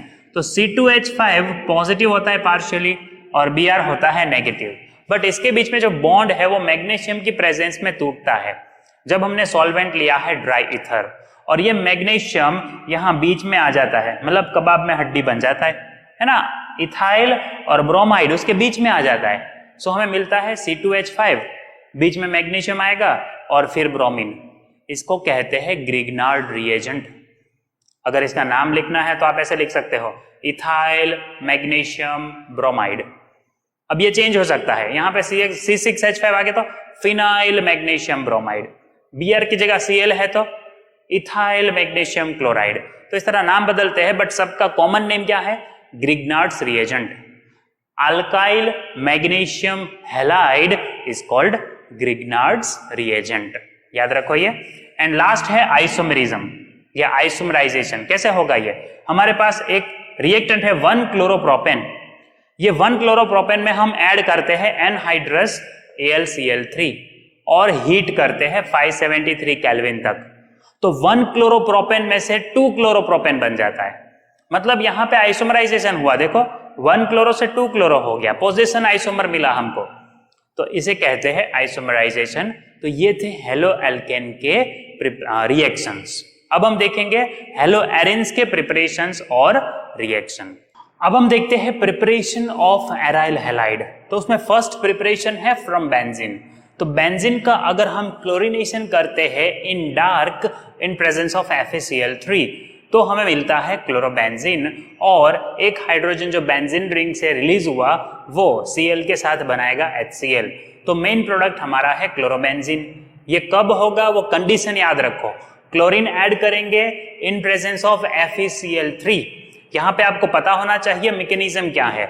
ये FeCl3 Cl2 के साथ रिएक्ट होके बनाएगा FeCl4 माइनस और एक Cl बनेगा प्लस। वो Cl जो प्लस बना वो बेंजीन रिंग पे अटैक करेगा। अब क्योंकि वो Cl प्लस कैसा होगा? इलेक्ट्रोफाइल, इसीलिए इसको कहते हैं इलेक्ट्रोफिलिक सब्स्टिट्यूशन रिएक्शन। याद रखिएगा ये इलेक्ट्रोफिलिक सब्स्टिट्यूशन रिएक्शन क्यों है? FeCl3 ने एक Cl अट्रैक्ट कर लिया जो Cl माइनस अट्रैक्ट किया, तो दूसरा Cl बना Cl प्लस, मतलब यहाँ पे हेट्रोलाइटिक फिशन हुआ। जो Cl के बीच में बॉन्ड है Cl के बीच में, उसमें हेट्रोलाइटिक फिशन हुआ तो एक प्लस बनेगा और एक माइनस। तो ये जो पॉजिटिव आयन है वो बेंजीन रिंग पे आएगा, उसको कहते हैं इलेक्ट्रोफाइल। तो इलेक्ट्रोफिलिक सब्स्टिट्यूशन रिएक्शन है ये। तो बेंजीन में से इस तरह क्लोरोबेंजीन बन सकता है। सेकेंड है side chain halogenation of toluene. हमने टोल्यूइन लिया, उसका क्लोरीनेशन करेंगे, लेकिन यहाँ पे बेंजीन रिंग पे अटैक नहीं होता, यहाँ पे साइड चेन हेलोजिनेशन है। मतलब बेंजीन पे जो मिथाइल है उस पे हेलोजिनेशन होगा। ऐसा कब होगा? अगर सनलाइट की प्रेजेंस में रिएक्शन होगी तो। अगर रिएक्शन डार्क में होगी तो बेंजीन रिंग पे इलेक्ट्रोफिलिक सब्स्टिट्यूशन होगा, लेकिन अगर सनलाइट की प्रेजेंस में रिएक्शन है तो साइड चेन हेलोजिनेशन होगा। तो ये हेलोजन CH3 पे से एक हाइड्रोजन को रिप्लेस करके खुद वहां बैठेगा, तो बेंजीन पे CH2Cl बनेगा। अब बेंजीन पे जो ये CH2 ग्रुप है तो इसको कलेक्टिवली हम बोलते हैं बेंजाइल। बेंजीन पे इस तरह से जब आप CH2 दिखाते हो तो इसे कहते हैं बेंजाइल। जिसके साथ क्लोरीन है तो इसका नाम क्या आएगा? Benzyl chloride. अगर आप एक हाइड्रोजन रिमूव कर देते हो तो इसको कहते हैं बेंजाल। तो अब कितने क्लोरीन आएंगे इस पे? 2 क्लोरीन आएंगे। देखो एक्सेस ऑफ क्लोरीन ऐड किया सनलाइट की प्रेजेंस में तो फिर से एक बार क्लोरीनेशन हुआ, तो उससे एक और हाइड्रोजन डिस्प्लेस हुआ क्लोरीन से, तो क्लोरीन यहां पे आ गए। तो CHCl2 इसको कहेंगे बेंजाल। बेंजीन पे CH है तो उसको कहना है बेंजाल और डाइक्लोराइड। नेक्स्ट इसका आगे क्लोरीनेशन करेंगे इन प्रेजेंस ऑफ सनलाइट, तो एक और हाइड्रोजन डिस्प्लेस होके मिलेगा बेंजो ट्राइक्लोराइड। तो इस तरह से हमें साइड चेन हेलोजिनेशन समझना है।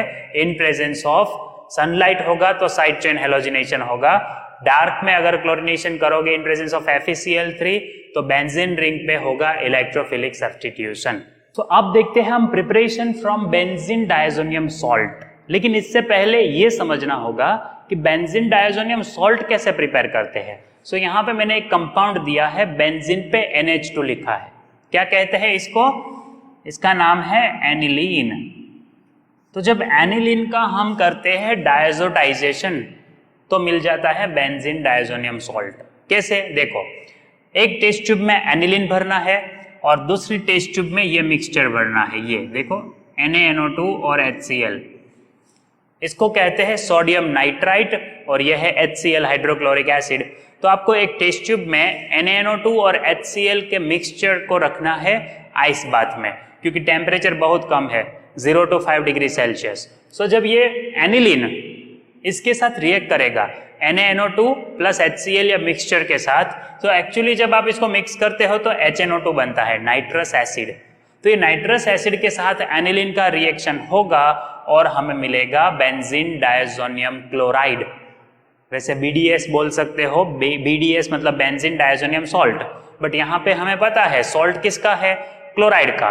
तो आप BDC लिख सकते हो, बेंजीन डायजोनियम क्लोराइड। तो एनिलीन में से बेंजीन डायजोनियम क्लोराइड बनाने की ये प्रोसेस को कहते हैं डायजोटाइजेशन। किससे होगा?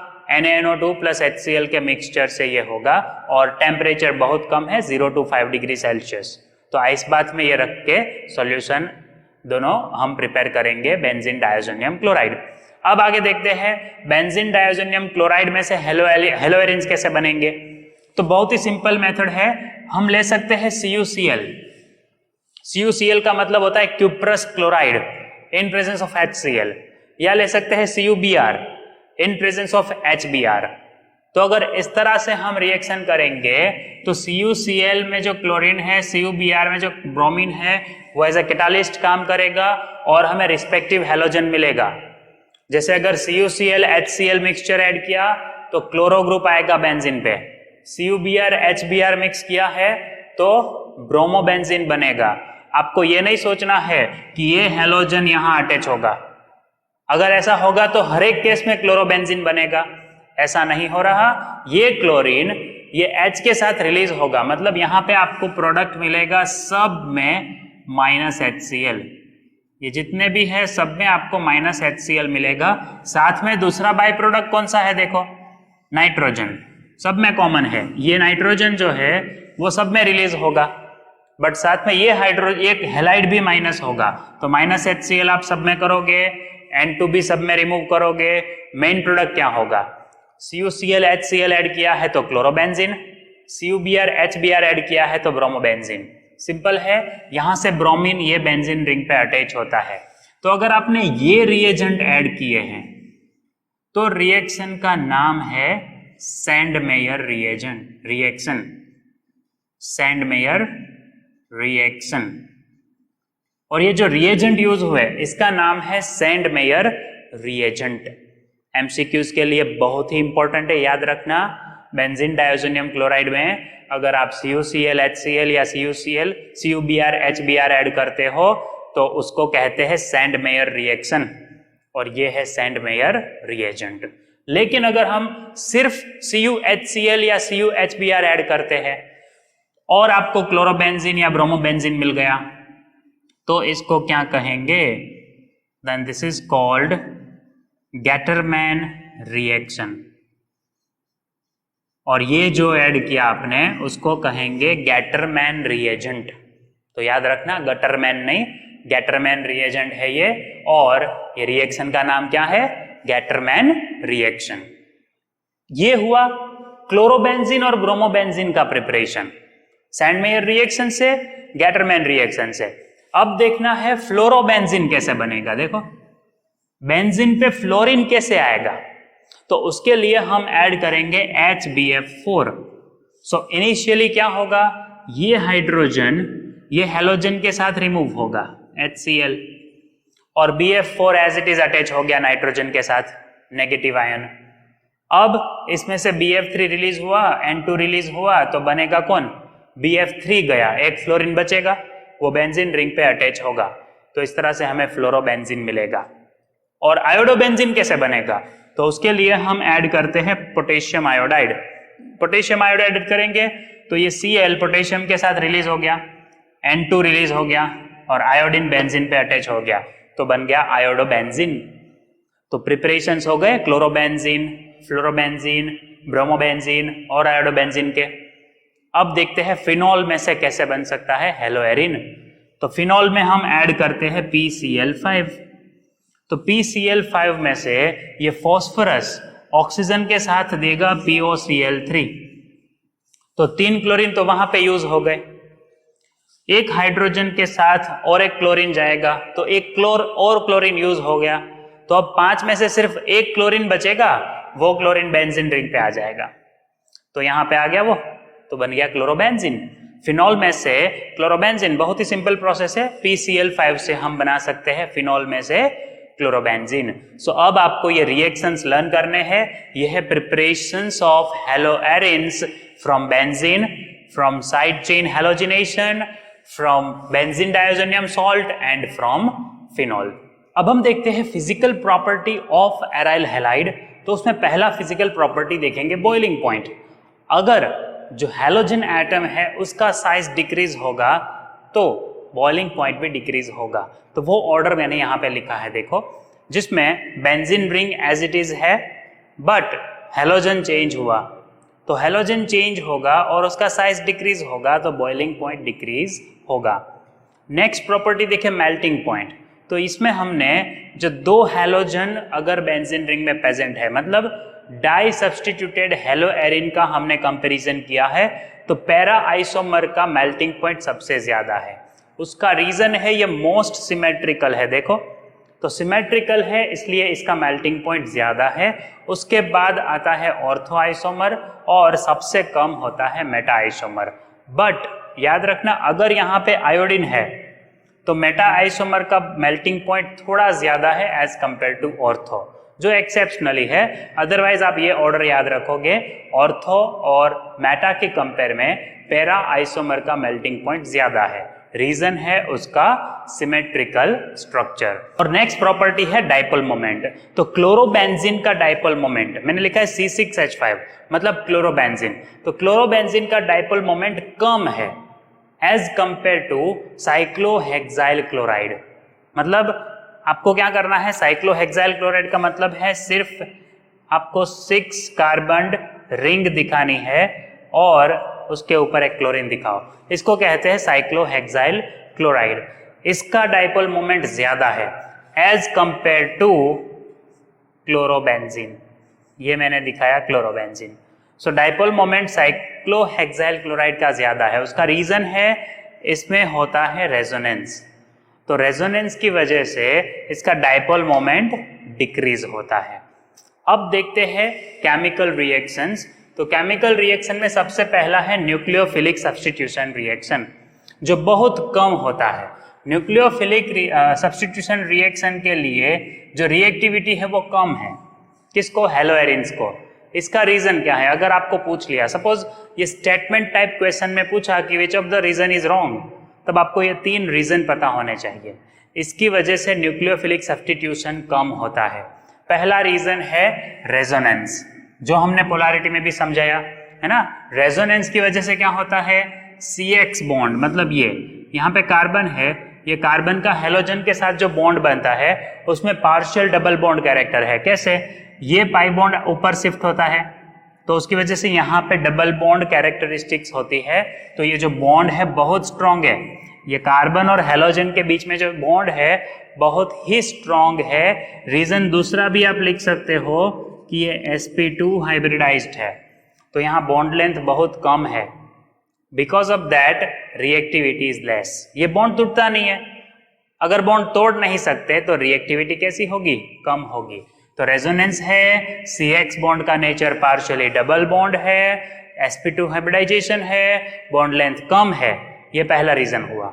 सेकंड में आएगा ये जो मॉलिक्यूल है वो रेजोनेंस की वजह से ज्यादा स्टेबल है, डीलोकलाइज्ड इलेक्ट्रॉन की वजह से ज्यादा स्टेबल है। ये जो पाई बॉन्ड में इलेक्ट्रॉन है उसको हम क्या कहते हैं?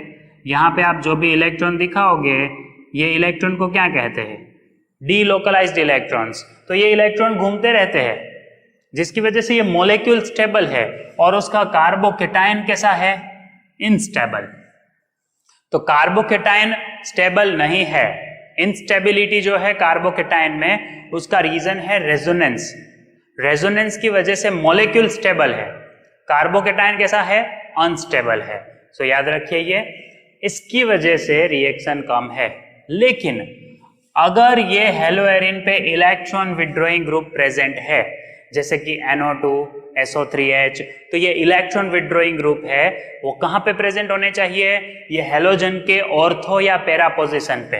तो अगर ऑर्थो या पैरा पोजिशन पे इलेक्ट्रॉन विड्रॉइंग ग्रुप प्रेजेंट है तो रिएक्टिविटी इंक्रीज होगी, क्योंकि इलेक्ट्रॉन विड्रॉइंग ग्रुप का काम क्या होता है? इलेक्ट्रॉन अट्रैक्ट करना। तो उसकी -I इफेक्ट की वजह से क्या होगा? जो रिएक्शन है न्यूक्लियोफिलिक सब्स्टिट्यूशन रिएक्शन वो इंक्रीज होगा। एक एग्जांपल देखते हैं।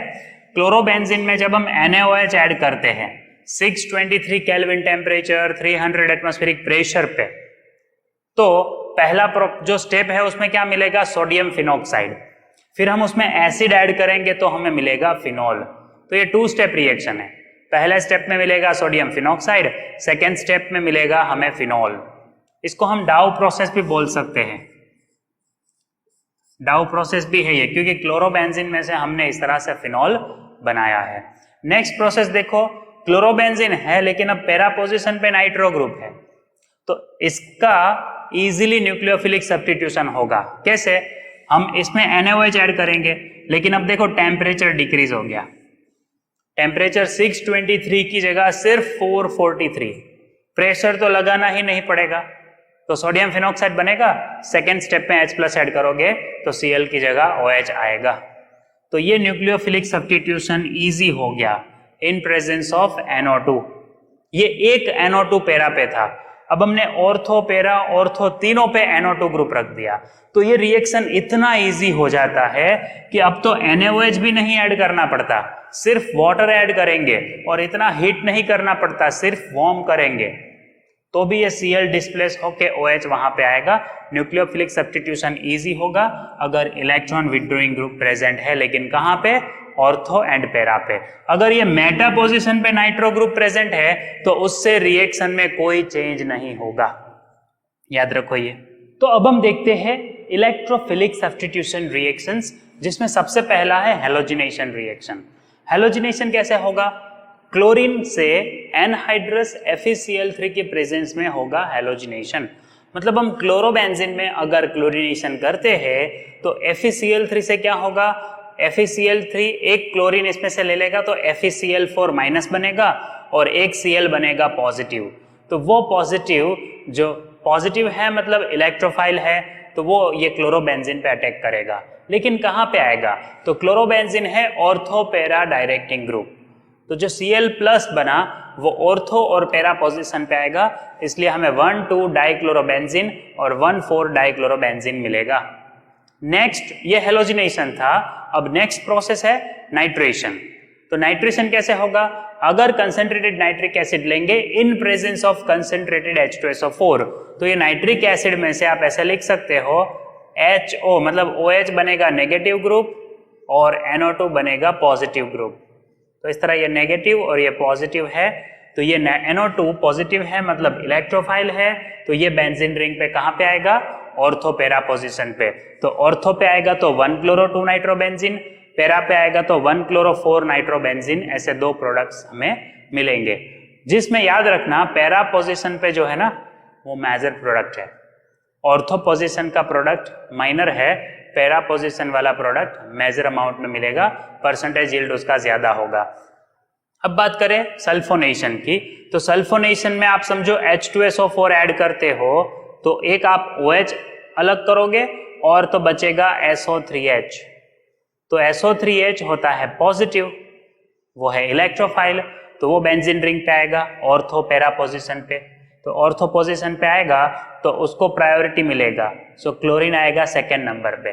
तो 2 क्लोरो बेंजीन सल्फोनिक एसिड है और ये है 1 2 3 4, तो 4 क्लोरो बेंजीन सल्फोनिक एसिड। तो हमने 3 रिएक्शंस देखे, कौन कौन से? Chlorination, nitration, sulphonation. अब देखते हैं नेक्स्ट फ्रीडल क्राफ्ट रिएक्शन। जो ये रिएक्शन है इसको कहते हैं फ्रीडल क्राफ्ट अल्काइलेशन। क्यों अल्काइलेशन कहते हैं? क्योंकि हम अल्काइल ग्रुप ऐड करेंगे, CH3Cl ऐड करेंगे इन presence of anhydrous AlCl3।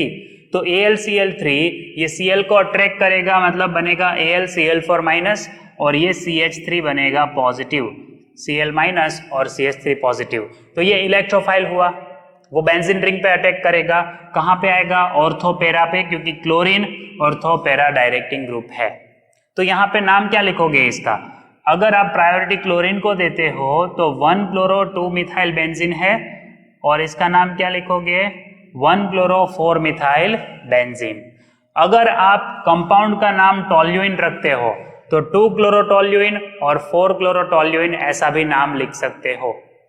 Next है फ्रीडल क्राफ्ट, ये अल्काइलेशन था, अब आएगा फ्रीडल क्राफ्ट एसाइलेशन। तो एसाइलेशन कैसे होगा? आप एसाइल ग्रुप ऐड करोगे, CH3CO इसको कहते हैं एसाइल ग्रुप, तो CH3COCl को कहते हैं एसिड क्लोराइड, या इसका IUPAC नेम है इथेनॉइल क्लोराइड। तो जब इथेनॉइल क्लोराइड ऐड करते हो इन प्रेजेंस ऑफ AlCl3 तो Cl बनेगा नेगेटिव और CH3CO बनेगा पॉजिटिव ग्रुप। तो ये हो गया इलेक्ट्रोफाइल, बेंजीन रिंग पे ऑर्थो और पैरा पोजिशन पे वो आएगा, तो ऑर्थो पोजिशन पे आएगा तो बनेगा COCH3, उसी तरह पैरा पोजिशन पे है तो COCH3 जिसको कहते हैं एसिटोफिनोन। बेंजीन पे COCH3 है तो उसको कहते हैं एसिटोफिनोन, जिसके सेकेंड कार्बन पे क्लोरो और फोर्थ कार्बन पे क्लोरो है, इसलिए नाम आएगा 2 क्लोरो एसिटोफिनोन और 4 क्लोरो एसिटोफिनोन। तो ये जो हमने रिएक्शंस देखे 5 रिएक्शंस, ये इलेक्ट्रोफिलिक सब्स्टिट्यूशन रिएक्शन है। In presence of some catalyst we form what we form electrophile. जैसे ये Cl2 है, इसमें एक नेगेटिव एक पॉजिटिव बनेगा इन प्रेजेंस ऑफ FeCl3। तो FeCl3 इसको अट्रैक्ट करेगा तो Cl प्लस को हम कहते हैं इलेक्ट्रोफाइल, वो बेंजीन रिंग पे आता है, इसीलिए इसको कहते हैं इलेक्ट्रोफिलिक सब्स्टिट्यूशन। तो ऐसे 5 रिएक्शंस हमने देखे। अब देखते हैं नेक्स्ट रिएक्शन, फिटिग रिएक्शन।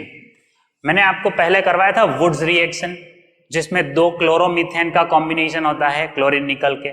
उसी तरह वुड्स फिटिग में क्या था? एक क्लोरोमीथेन और एक बेंजीन, क्लोरोबेंजीन रिएक्ट करता है। अब यहाँ पे 2 क्लोरोबेंजीन या 2 ब्रोमोबेंजीन रिएक्ट करेंगे और मिलेगा बाइफिनाइल, तो उसको कहते हैं फिटिग रिएक्शन। कैसे? देखो, 2 हेलोएरिन्स ले लो, इट कैन बी क्लोरोबेंजीन और ब्रोमोबेंजीन, सोडियम की प्रेजेंस में रिएक्ट करेंगे तो सोडियम क्लोराइड या सोडियम ब्रोमाइड रिलीज होगा। Ether as a solvent use करना है, एक्वियस नहीं होना चाहिए कंडीशन, इसलिए हम ईथर रखेंगे। तो ये जो हैलोजन निकलने के बाद बचेगा C6H5, ऐसे 2 C6H5 एक दूसरे से कंबाइन हो गए जिसको कहते हैं बाइफिनाइल। तो ये फिटिग रिएक्शन है। सेम ऐसा है दूसरा उल्मन रिएक्शन, उसमें क्या होता है? आयोडोबेंजीन लेंगे, कॉपर की प्रेजेंस में कपलिंग होगा, तो Cu I के साथ रिएक्ट होगा, मतलब CuI2 रिलीज होगा। दो आयोडोबेंजीन में से जो आयोडीन है कॉपर के साथ रिलीज होंगे, कॉपर पाउडर हम ऐड करते हैं इसलिए। तो कॉपर के साथ आयोडीन रिएक्ट होगा और क्या मिलेगा, CuI2, और बचेगा C6H5। जो दो मॉलिक्यूल है तो वो कंबाइन होके क्या मिलेगा, बाइफिनाइल। C6H5 C6H5 दोनों कंबाइन हो गए तो मिला बाइफिनाइल। सो दोनों में प्रोडक्ट सेम है, बट रिएक्टेंट इसमें या तो क्लोरोबेंजीन या तो ब्रोमोबेंजीन लोगे और इसमें लोगे आयोडोबेंजीन, याद रखो ऐसे। तो अब हम डिस्कस करेंगे पॉलीहेलोजन कंपाउंड्स के बारे में, जिसमें सबसे पहला पॉलीहेलोजन कंपाउंड है डाइहेलोजन। अब डाइहेलोजन्स क्या होते हैं, तो आप देखो यहाँ पे जो हेलो एल्केन है उसमें दो हेलोजन प्रेजेंट है, तो इसको हम कहेंगे डाइहेलोजन डेरिवेटिव ऑफ हेलो एल्केन। और ये दोनों जो हेलोजन है वो एडजेसेंट कार्बन पे है, इसलिए हम इसको कहेंगे विसिनल डाइहेलाइड। लेकिन इसका आईयूपीएसी नेम लिखना है तो हम आईयूपीएसी नेमिंग के लिए नंबरिंग ऐसे करेंगे 1 2 3 4 इस तरह से, तो 1,2 डाइक्लोरोब्यूटेन होगा इसका आईयूपीएसी नेम। उसी तरह अगर दोनों हेलोजन एक ही कार्बन पे है तो उसको कहते हैं जेमिनल डाइहेलाइड, और इसका आईयूपीएसी नेमिंग करने के लिए हम लिखेंगे 1,1 डाइक्लोरोप्रोपेन। इसका नाम है 1,2 डाइक्लोरोब्यूटेन क्योंकि 4 कार्बन है, इसका नाम है 1,1 डाइक्लोरोप्रोपेन। तो ये डाइहेलोजन डेरिवेटिव है। नेक्स्ट एग्जाम्पल अगर हम देखें तो इसमें भी देखो डाइहेलोजन्स है, दो हेलोजन है, लेकिन एक फर्स्ट कार्बन पे और एक थर्ड कार्बन पे, मतलब बीच में एक कार्बन फ्री है, तो इसको कहते हैं आइसोलेटेड हेलोजन्स। हेलोजन्स जो कार्बन के बीच में है उसके बीच में एक आइसोलेटेड कार्बन है, तो इसको हम कहते हैं आइसोलेटेड डाइहेलाइड्स। इसका नाम क्या लिखेंगे, 1,3 डाइक्लोरोप्रोपेन। तो ये था डाइहेलोजन डेरिवेटिव्स। इसका प्रिपरेशन बहुत सिंपल है। प्रिपरेशन करने के लिए हम मीथेन में अगर हेलोजिनेशन 2 टाइम्स करें इन प्रेजेंस ऑफ सनलाइट तो 2 मोल्स ऑफ क्लोरीन रिएक्ट करेगा तो बनेगा डाइक्लोरोमीथेन, जिसका दूसरा नाम है मिथिलीन क्लोराइड। इसको मिथिलीन क्लोराइड या डाइक्लोरोमीथेन कहते हैं, जो मीथेन में से बनता है क्लोरीनेशन से इन प्रेजेंस ऑफ सनलाइट। अब इसके यूजेस देखो तो ये यूज होता है सॉल्वेंट की तरह, as a solvent it is used. तो बहुत सारे ऑर्गेनिक कंपाउंड को ये डिसॉल्व कर सकता है क्योंकि वो खुद नॉन पोलर है। और दूसरा यूज है as a propellant in aerosol, तो एरोसॉल में वो एज अ प्रोपेलेंट भी यूज हो सकता है। तो जैसे उसके यूजेस है वैसे उसका हार्मफुल इफेक्ट भी है। तो हार्मफुल इफेक्ट ये है कि अगर वो हमारी स्किन के कांटेक्ट में आता है तो इंटेंस बर्निंग होगा और जो स्किन है वो रेड हो जाएगी। सो मिल्की रेडनेस प्रोड्यूस होगी स्किन पे अगर डाइक्लोरोमीथेन डायरेक्ट स्किन के कांटेक्ट में आता है तो ये याद रखिए हार्मफुल इफेक्ट क्या है। नेक्स्ट हम देखते हैं क्लोरोफॉर्म। तो क्लोरोफॉर्म ट्राई हेलोजन डेरिवेटिव है, उसको प्रिपेयर कैसे करेंगे। तो क्लोरोफॉर्म को प्रिपेयर करने के लिए हम मीथेन का क्लोरीनेशन कर सकते हैं। अब देखो मिथेन का क्लोरीनेशन करेंगे तो 1 मोल से क्या बनेगा, 1 मोल क्लोरीन से क्लोरोमीथेन, 2 मोल्स होंगे तो डाइक्लोरोमीथेन बनेगा, ठीक है। और अगर 3 मोल्स है, सो 3 मोल्स क्लोरीन है और कंट्रोल्ड क्लोरीनेशन करेंगे तो हमें ट्राई क्लोरोमीथेन यानी कि क्लोरोफॉर्म मिलेगा। दूसरा मेथड है हेलोफॉर्म रिएक्शन, जो सिर्फ कौन सा मॉलिक्यूल देगा, जिसमें कार्बोनिल कार्बन के साथ CH3 है, मतलब मिथाइल कीटोन के हेलोजिनेशन को कहते हैं हेलोफॉर्म रिएक्शन। सो कोई भी कार्बोनिल ग्रुप पे एक मिथाइल ग्रुप होना चाहिए तो हेलोफॉर्म रिएक्शन होगा। आइए देखते हैं कैसे। तो यहाँ पे आप बोलोगे सर यहाँ कार्बोनिल नहीं है, तो हमने इथेनॉल लिया है। ये क्या है, इथेनॉल। सो इथेनॉल का हम पहले करते हैं ऑक्सीडेशन। क्लोरीन की प्रेजेंस में ऑक्सीडेशन होगा तो इथेनॉल में से बनेगा इथेनॉल, तो हो गया ऑक्सीडेशन। हाइड्रोजन कम हो गए मतलब उसको क्या कहते हैं, ऑक्सीडेशन। अब ये इथेनॉल का करेंगे वापस क्लोरीनेशन Cl2 ऐड करके, तो ये जो 3 हाइड्रोजन्स है वो क्लोरीन से हो जाएंगे रिप्लेस। तो यहाँ पे CCl3 हो जाएगा, CH3 की जगह पे CCl3CHO, इसको कहते हैं क्लोरल। अब ये क्लोरल का हम करेंगे हाइड्रोलिसिस। तो हाइड्रोलिसिस के लिए हम ऐड करेंगे कैल्शियम हाइड्रोक्साइड। तो कैल्शियम हाइड्रोक्साइड अगर क्लोरल में ऐड करेंगे तो मिलेगा क्लोरोफॉर्म। और ये जो एक कार्बन है ये कार्बन कन्वर्ट होगा फॉर्मेट में, कैल्शियम फॉर्मेट बनेगा।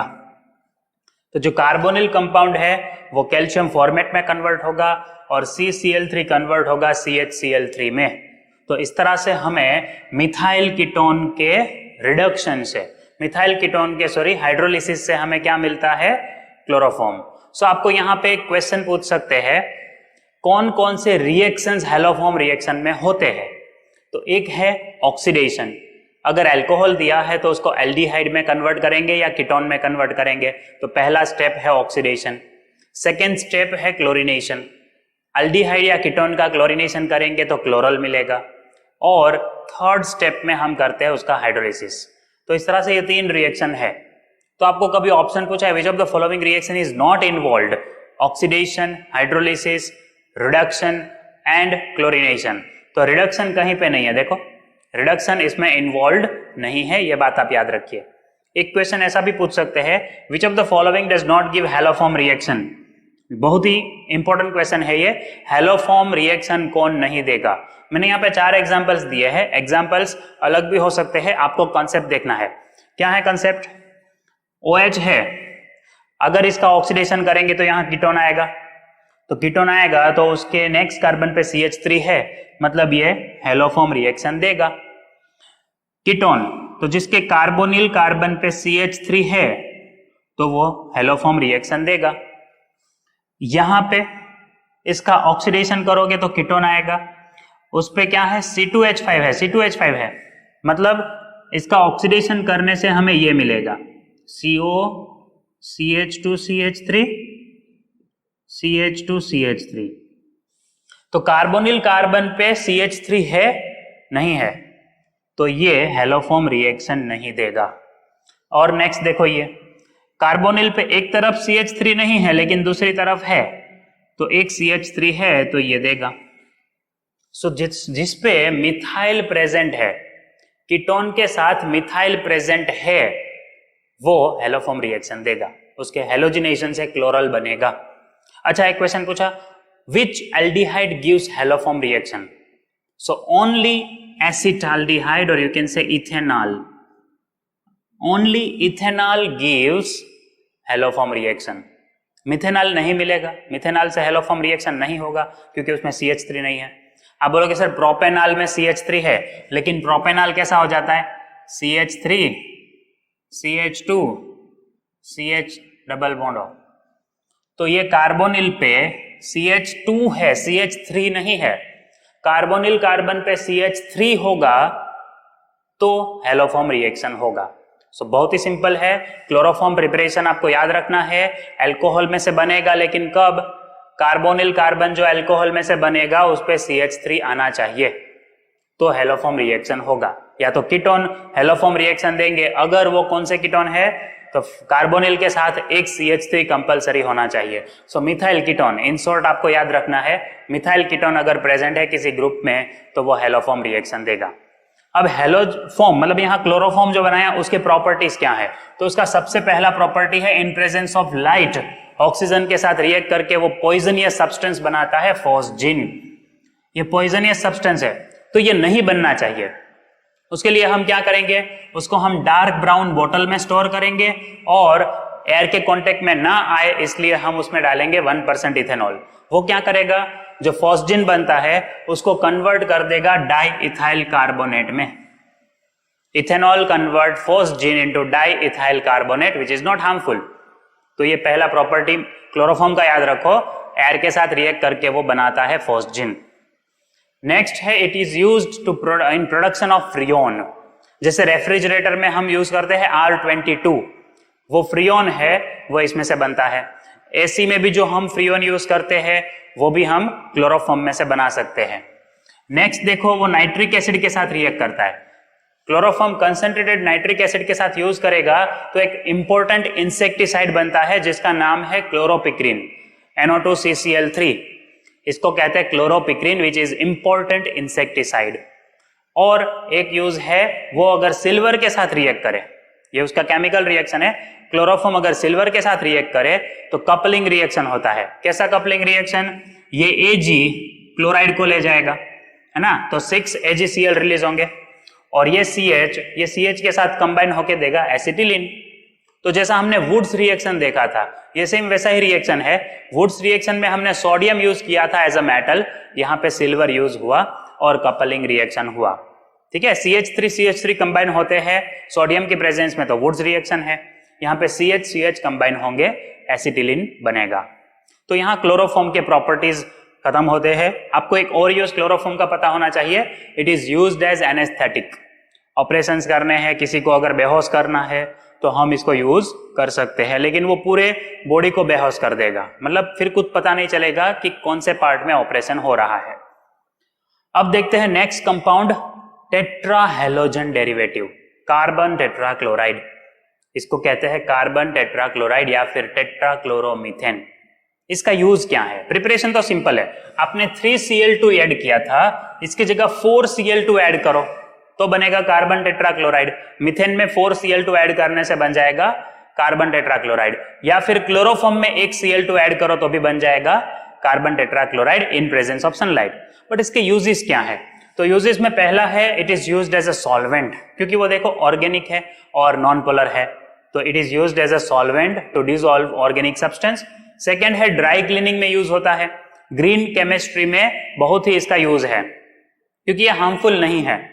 नेक्स्ट है फायर एक्सटिंग्विशर है, एज अ पायरिन हम उसको यूज करते हैं, under the name of pyrene it is used as fire extinguisher. लेकिन इसके यूज में एक ध्यान रखना है, जैसे क्लोरोफॉर्म ऑक्सीजन के साथ फॉस्जिन बनाता है, carbon tetrachloride hot water vapour के साथ फॉस्जिन बनाता है।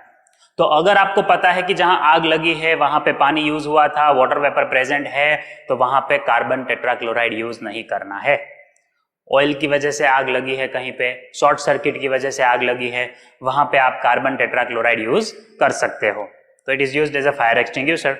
नेक्स्ट है DDT, ये भी एक हैलोजन डेरिवेटिव है जिसका हम नाम ऐसे लिख सकते हैं, common name para para dash dichloro diphenyl ट्राइक्लोरोइथेन, DDT। पहला D मतलब डाइक्लोरो, दूसरा D मतलब डाइफिनाइल और T का मतलब है ट्राइक्लोरोइथेन। कैसे देखो, ये दोनों क्लोरीन है तो डाइक्लोरो, दो फिनाइल है डाइफिनाइल, और ये बीच में जो है उसमें ध्यान दो टेट्राक्लोरो, दो कार्बन है तो इथेन, तो ये उसका नाम है। बट IUPAC नेम कैसे लिखेंगे? तो IUPAC नेम में हमको क्या दिखाना है, ये जो क्लोरल है उसको नंबर देंगे 1 और ये कार्बन को नंबर देंगे 2। तो सेकेंड कार्बन पे दो रिंग है, देखो ये और ये, जिसको नाम देंगे 4 क्लोरोफिनाइल। कैसे?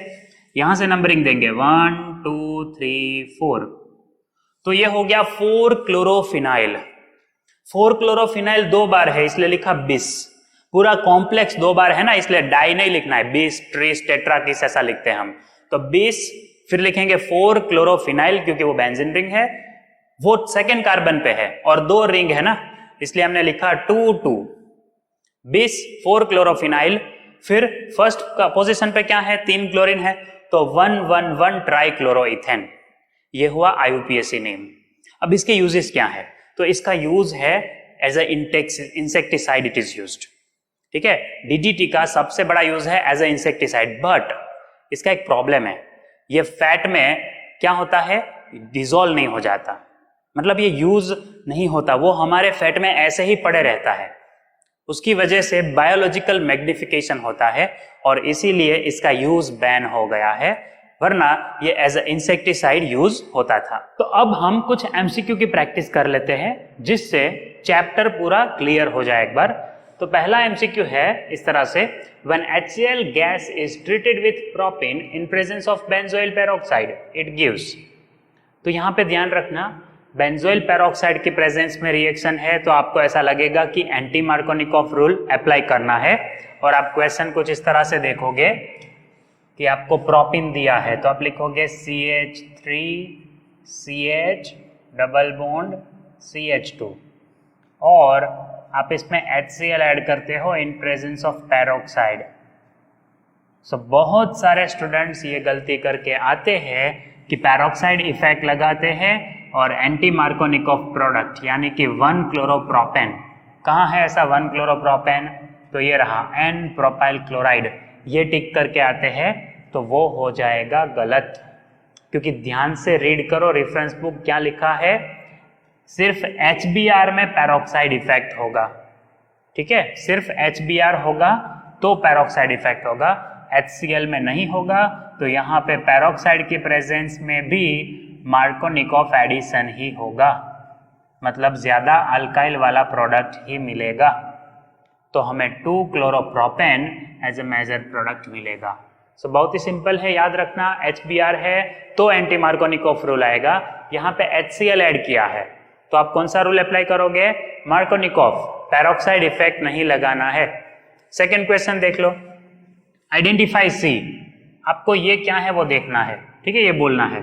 सो पहले आप ले लो ये reactant CH3 CH2 CH2 Br। अब आप इसमें एक्वेस NaOH ऐड करोगे तो क्या होगा? Na Br को ले लेगा। जब आप NaOH ऐड करते हो एक्वेस तो NaBr रिलीज होगा और वहां पे OH आएगा, तो ये सब्स्टिट्यूशन हुआ ना, सब्स्टिट्यूशन रिएक्शन हुआ, ठीक है।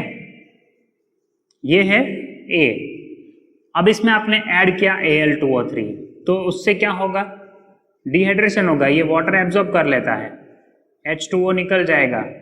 अकॉर्डिंग टू सेटजेफ रूल आप निकालोगे तो यहाँ से OH, तो इसमें तो ज़रूरत नहीं है सेटजेफ रूल की क्योंकि ये अल्फा है, तो बीटा कार्बन यहीं से H निकलेगा, तो आपको मिलेगा CH3 CH double bond CH2। ये क्या है? B। अब आप इसमें Cl2H2O जब ऐड करते हो तब एक बात ध्यान रखनी है, ये Cl2 H2O के साथ जब रिएक्ट करे तो बनता है HCl, मतलब H प्लस और Cl माइनस, तो ये Cl क्या हो गया? प्लस हो गया। ये OH कहाँ पे अटैच होगा? यहाँ पे, तो क्या मिलेगा प्रोडक्ट? देखो CH3 CHOH। अब ऐसा क्यों हुआ? ये लोन पेयर शिफ्ट हुआ, ये पाई बॉन्ड का जो इलेक्ट्रॉन है शिफ्ट हुआ ये कार्बन पे, तो ये कार्बन बन गया पॉजिटिव जिसपे OH माइनस अटैच हो गया, ठीक है। और नेक्स्ट कार्बन बन गया नेगेटिव, CH2 बन गया नेगेटिव, मतलब ये कार्बन आयन है तो Cl प्लस को अट्रैक्ट करेगा बिकॉज दिस इज इलेक्ट्रोफाइल, सी, तो यहाँ पे आएगा Cl। तो ऐसा कौन सा प्रोडक्ट है? देखो तो CH3 CHOH CH2 Cl, ये रहा CH3 CHOH CH2 Cl। समझना है ये रिएक्शंस को, ठीक है। इस तरह से MCQs पूछ सकते हैं। नेक्स्ट क्वेश्चन देखो, two bromopentane is heated with KOH in ethanol. Aqueous NaOH नहीं है, अब है एल्कोहलिक KOH, तो यहाँ पे बीटा एलिमिनेशन करेंगे हम, तो 2-ब्रोमोपेंटेन क्या होता है वो लिखो, CH3 CH Br CH2 CH2 CH3। अब KOH की प्रेजेंस में यहां से Br जाएगा तो नेक्स्ट कार्बन से क्या जाएगा? हाइड्रोजन जाएगा, ठीक है। तो रिमूवल क्या होगा? एक कार्बन से KBr और दूसरे कार्बन से क्या रिमूव होगा? दूसरे कार्बन से रिमूव करेंगे H, यहां से H गया तो H2O रिलीज होगा। सो अब आपको CH3 CH double bond CH CH2 CH3 ऐसा लिखना है, बट उसके लिए आपको डायरेक्टली पेंट 2 इन ऐसा नहीं दिया। देखो पेंट 1 इन तो आएगा नहीं क्योंकि H यहां से नहीं जाएगा। कौन सा रूल अप्लाई करोगे आप यहाँ पे रिमूवल के लिए? सेटजेफ रूल। बीटा एलिमिनेशन में आप सेटजेफ रूल फॉलो करोगे तो Br जहां से गया उसके बीटा कार्बन से हाइड्रोजन जाएगा, लेकिन कौन सा बीटा कार्बन? ये वाला जहां पे कम हाइड्रोजन है वहां से H रिलीज करोगे तो बनेगा पेंट 2 इन। अब पेंट 2 इन कहां पे है या पेंटिन 2 कहां है? 2 पेंटिन ऐसा तो दो जगह पे है, देखो पेंटिन है ना, 2 पेंटिन या पेंट 2 इन कहां पे है? C और D। अब इसमें से ट्रांस मिलेगा या सिस? तो याद रखना ये जो प्रोडक्ट मिलता है CH3 C डबल बॉन्ड, इस तरह से जो प्रोडक्ट मिलता है वो ट्रांस है और ट्रांस का स्टेबिलिटी ज्यादा है, this is more stable as compare to cis. इसलिए हमें ये जो बीटा एलिमिनेशन है इसका प्रोडक्ट मिलेगा ट्रांस पेंट 2 इन। सिस पेंट 2 इन भी मिलता है बट वो माइनर होगा, ये मेजर प्रोडक्ट होगा क्योंकि इसका स्टेबिलिटी ज्यादा है, तो याद रखो। Next, major product formed in the reaction. अब शायद आपने ये नहीं देखा होगा, रेफरेंस बुक्स फॉलो करोगे तो आपको ये रिएजेंट मिल जाएगा। क्योंकि हर एक रिएजेंट को इन्वॉल्व करना इस छोटे से वीडियो में पॉसिबल नहीं है। तो आप समझ लो ये NBS मतलब क्या है, N ब्रोमोसक्सिनेमाइड, ठीक है। तो मतलब इसमें ब्रोमीन है जिसका फ्री रेडिकल मैकेनिज्म आपको समझना है। ये जो मैंने लिखा है इसको हम मिथिलीन साइक्लोहेक्सेन कह सकते हैं। ये मिथिलीन साइक्लोहेक्सेन में होगा क्या देख लो, ये डबल बॉन्ड आगे शिफ्ट होगा, तो ये मैंने आगे शिफ्ट कर दिया, तो यहां पे बन गया रेडिकल, ठीक है।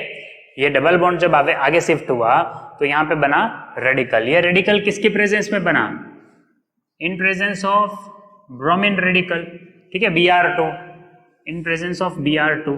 तो ये Br2 से एक रेडिकल यहां जब अटैच होगा,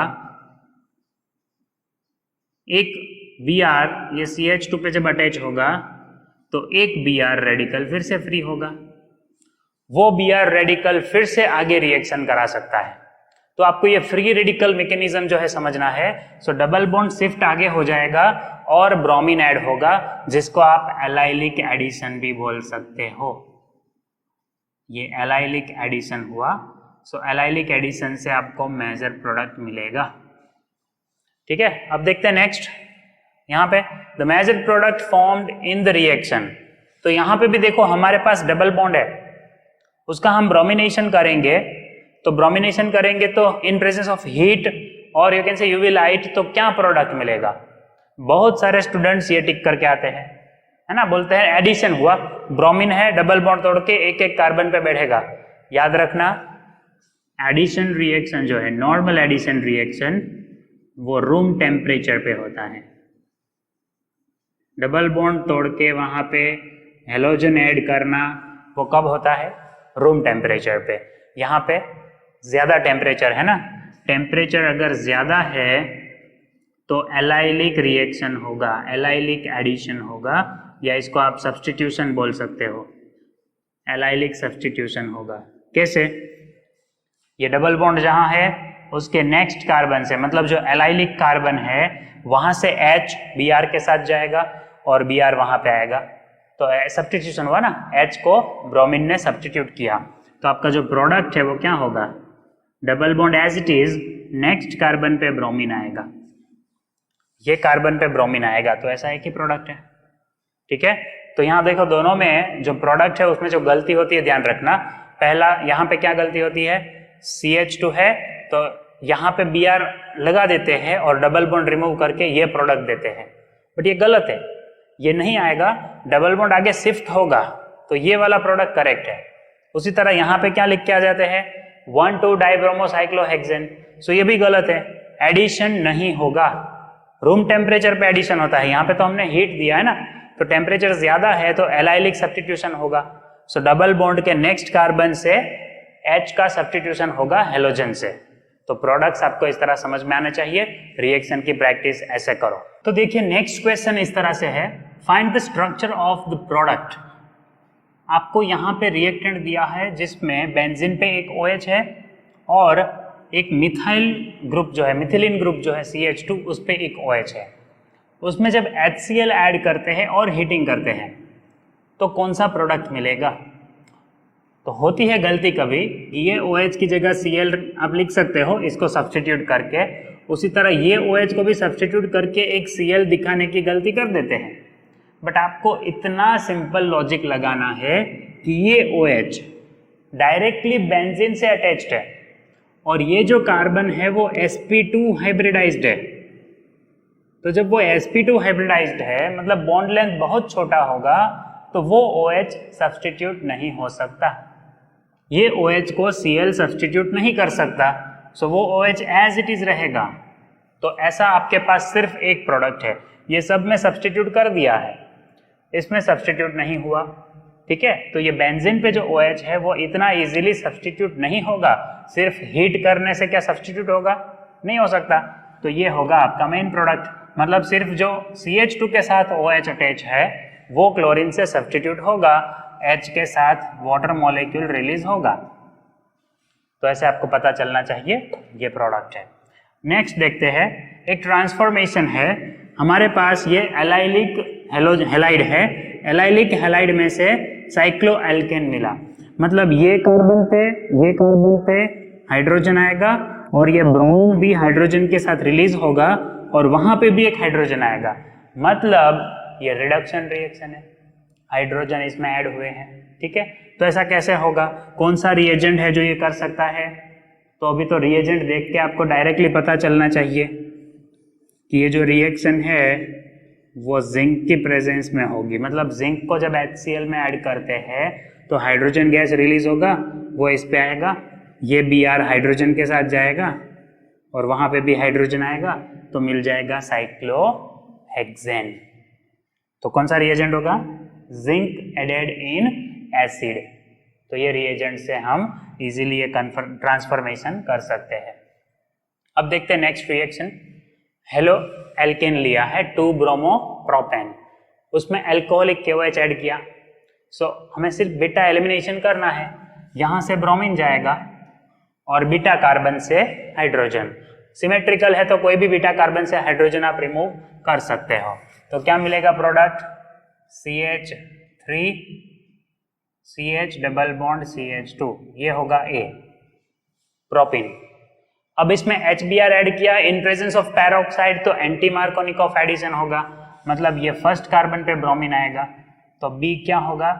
CH3, H अंदर आएगा, ब्रोमीन बाहर रहेगा इस पे, तो ये हो गया B। अब सोडियम आयोडाइड ऐड किया इन प्रेजेंस ऑफ एसीटोन, रिएक्शन याद है कौन सा है? फिंकलस्टेन रिएक्शन, हेलोजन एक्सचेंज होगा, है ना। ब्रोमीन सोडियम के साथ चला जाएगा, आयोडीन इसमें आ जाएगा, तो ब्रोमीन का सब्स्टिट्यूशन हुआ, हेलोजन एक्सचेंज हुआ, ब्रोमीन की जगह आयोडीन आ गया, आयोडाइड। तो ऐसा कहाँ पे है? 1-आयोडोप्रोपेन, ऐसा तो एक ही प्रोडक्ट है, ये सिंपल है। 3 रिएक्शंस अलग अलग है, इसका कॉम्बिनेशन यहाँ पे दे दिया, सो ये आपको अभी समझ में आना चाहिए। नेक्स्ट देखो, product obtained in the reaction, जब रिएक्ट होता है ये क्लोरोफॉर्म के साथ, याद रखना रिएक्शन कैसे होगा, ये H रिमूव होगा, मतलब हुआ ऑक्सीडेशन, क्लोरोफॉर्म की प्रेजेंस में ऑक्सीडेशन होगा, लेकिन कैसे? तो उसके लिए ये डबल बॉन्ड यहाँ शिफ्ट होगा, ये डबल बॉन्ड यहाँ ये कार्बन पे शिफ्ट होगा, तो ये कार्बन बनेगा नेगेटिव, कुछ इस तरह से होगा, ध्यान देना, आपको ये मैकेनिज्म समझ में आना चाहिए। डबल बॉन्ड यहाँ शिफ्ट हुआ, यहाँ पे H रिलीज हो गया यहाँ से, और ये नेक्स्ट कार्बन जो है वो नेगेटिव बन गया। अब वो नेगेटिव बना है, वहां पे कौन आएगा? पॉजिटिव ग्रुप आएगा, इलेक्ट्रोफाइल। कैसे? तो ये CHCl3 में से एक Cl निकल जाएगा, किसके साथ जाएगा? ये H के साथ, इसमें से एक Cl ये H के साथ रिलीज हो गया, HCl बना, तो बचेगा क्या? CHCl2, जो कैसा होगा? पॉजिटिव, क्योंकि H के साथ एक नेगेटिव क्लोराइड चला गया, तो ये CHCl2 ग्रुप यहां पे आएगा, तो क्या होगा प्रोडक्ट? देखो ये है B is the correct answer, CHCl2 attach होगा। CH2Cl तो आएगा ही नहीं, है ना, तो ये नहीं करना है आपको, CH2Cl नहीं करोगे आप, CHCl2 अटैच होगा ये कार्बन पे जो नेगेटिव बना था, कार्बन आयन बना था। अब देखते हैं next question, which of the following will be the least reactive towards nucleophilic substitution.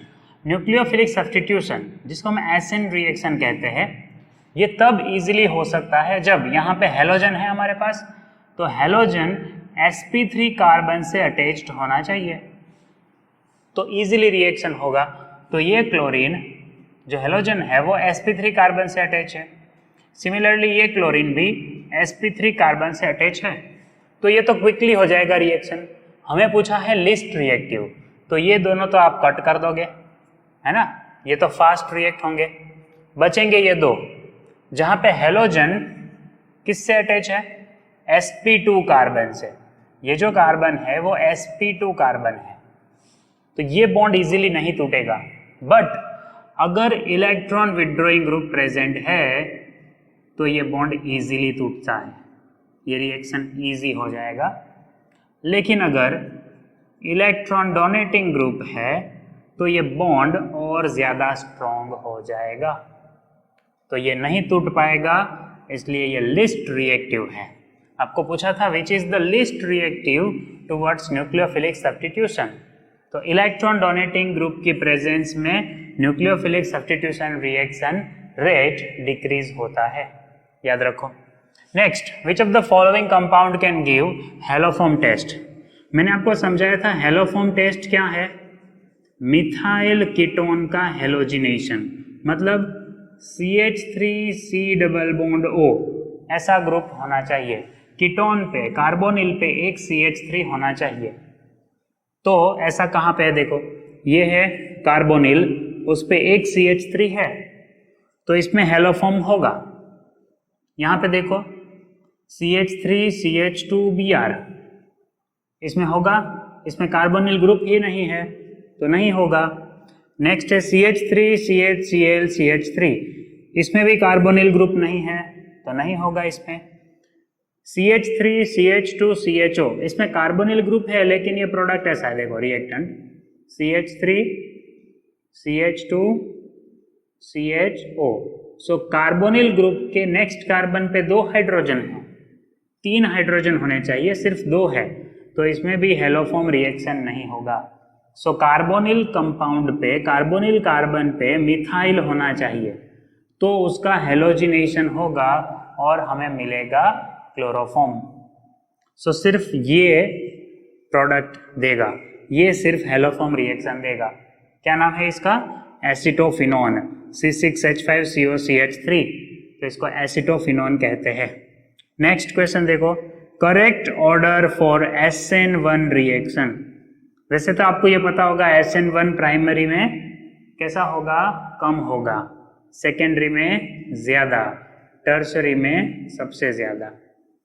But यहाँ पे हमें कंपैरिजन प्राइमरी सेकेंडरी टर्शरी का नहीं दिया। देखो यहाँ पे जो कंपाउंड है उसमें ब्रोमीन प्रेजेंट है ये कार्बन पे, यहाँ ब्रोमीन ये कार्बन पे प्रेजेंट है और यहाँ पे ब्रोमीन ये कार्बन पे है। आपको क्या सोचना है, इसका रिएक्टिविटी अगर देखना है तो ये ब्रोमीन दूर कर दो तो ये क्या बन गया, पॉजिटिव। ये ब्रोमीन दूर कर दो तो ये क्या बन गया, पॉजिटिव, और ये ब्रोमीन दूर कर दो ये बन गया पॉजिटिव। अब आपको ये देखना है कौन सा कार्बोकेटायन सबसे ज्यादा स्टेबल है। ये कार्बोकेटायन में रेजोनेंस की वजह से स्टेबिलिटी इंक्रीज होगी, तो सबसे ज्यादा स्टेबल ये हुआ, मतलब ये सबसे इजीली रिएक्ट करेगा।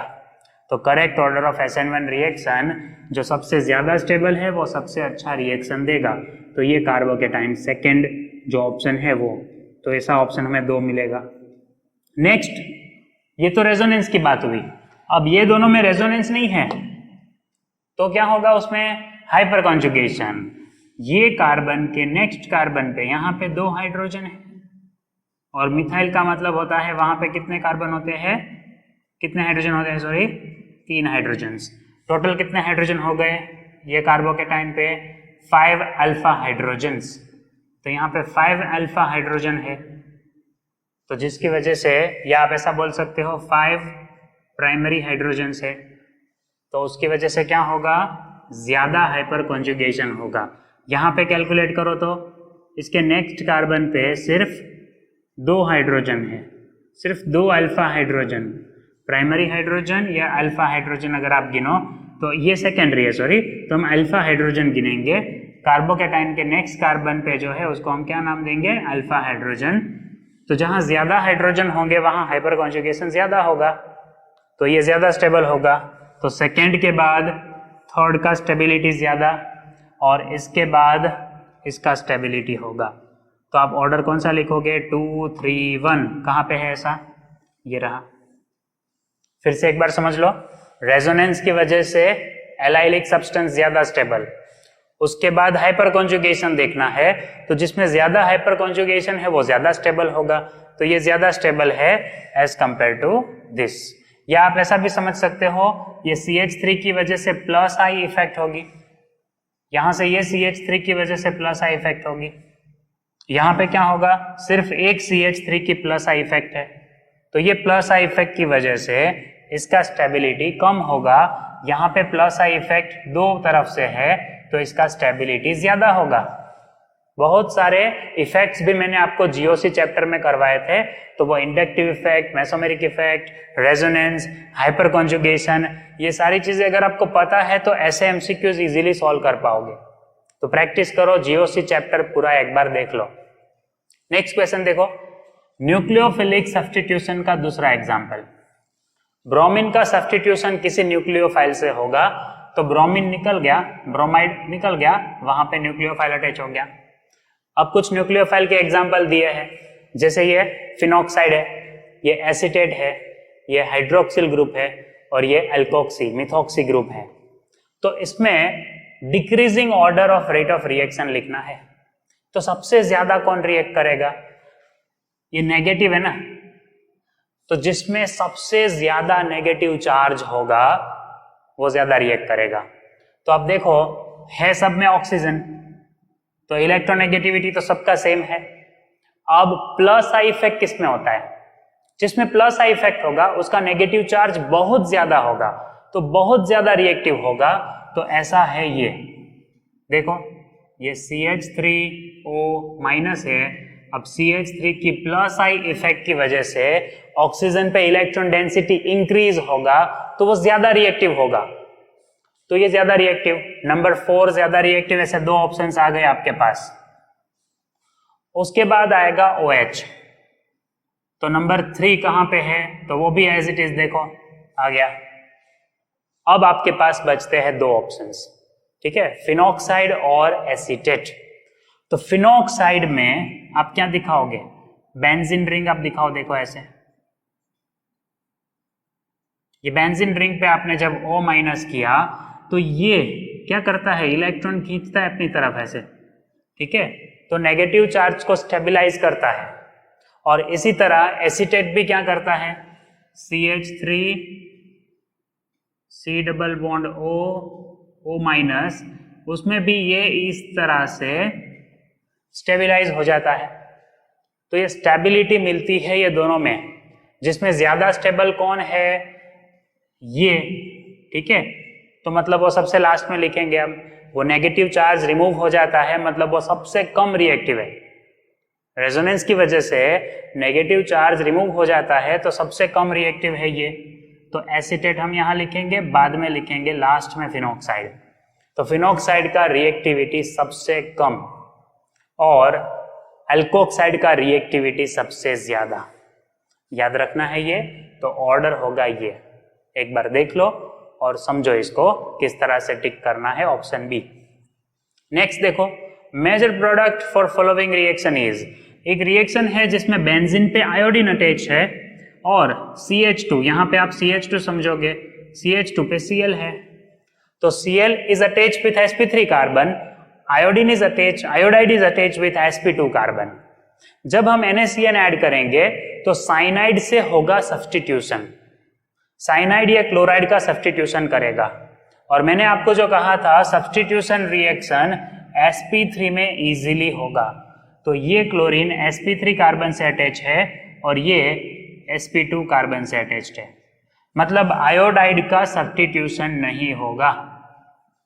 आयोडाइड का सब्स्टिट्यूशन साइनाइड से नहीं होगा। तो जहां पे भी वो साइनाइड दिखाया है वो गलत, आयोडाइड का सब्स्टिट्यूशन ही नहीं होगा। डायरेक्टली कार्बन बेंजीन रिंग से वो अटैच है, ये साइन आयोडाइड डायरेक्टली बेंजीन रिंग से अटैच है, सो वो बॉन्ड टूट नहीं सकता, वहां पे न्यूक्लियोफिलिक सब्स्टिट्यूशन नहीं हो सकता because of resonance, because of sp2 hybridisation.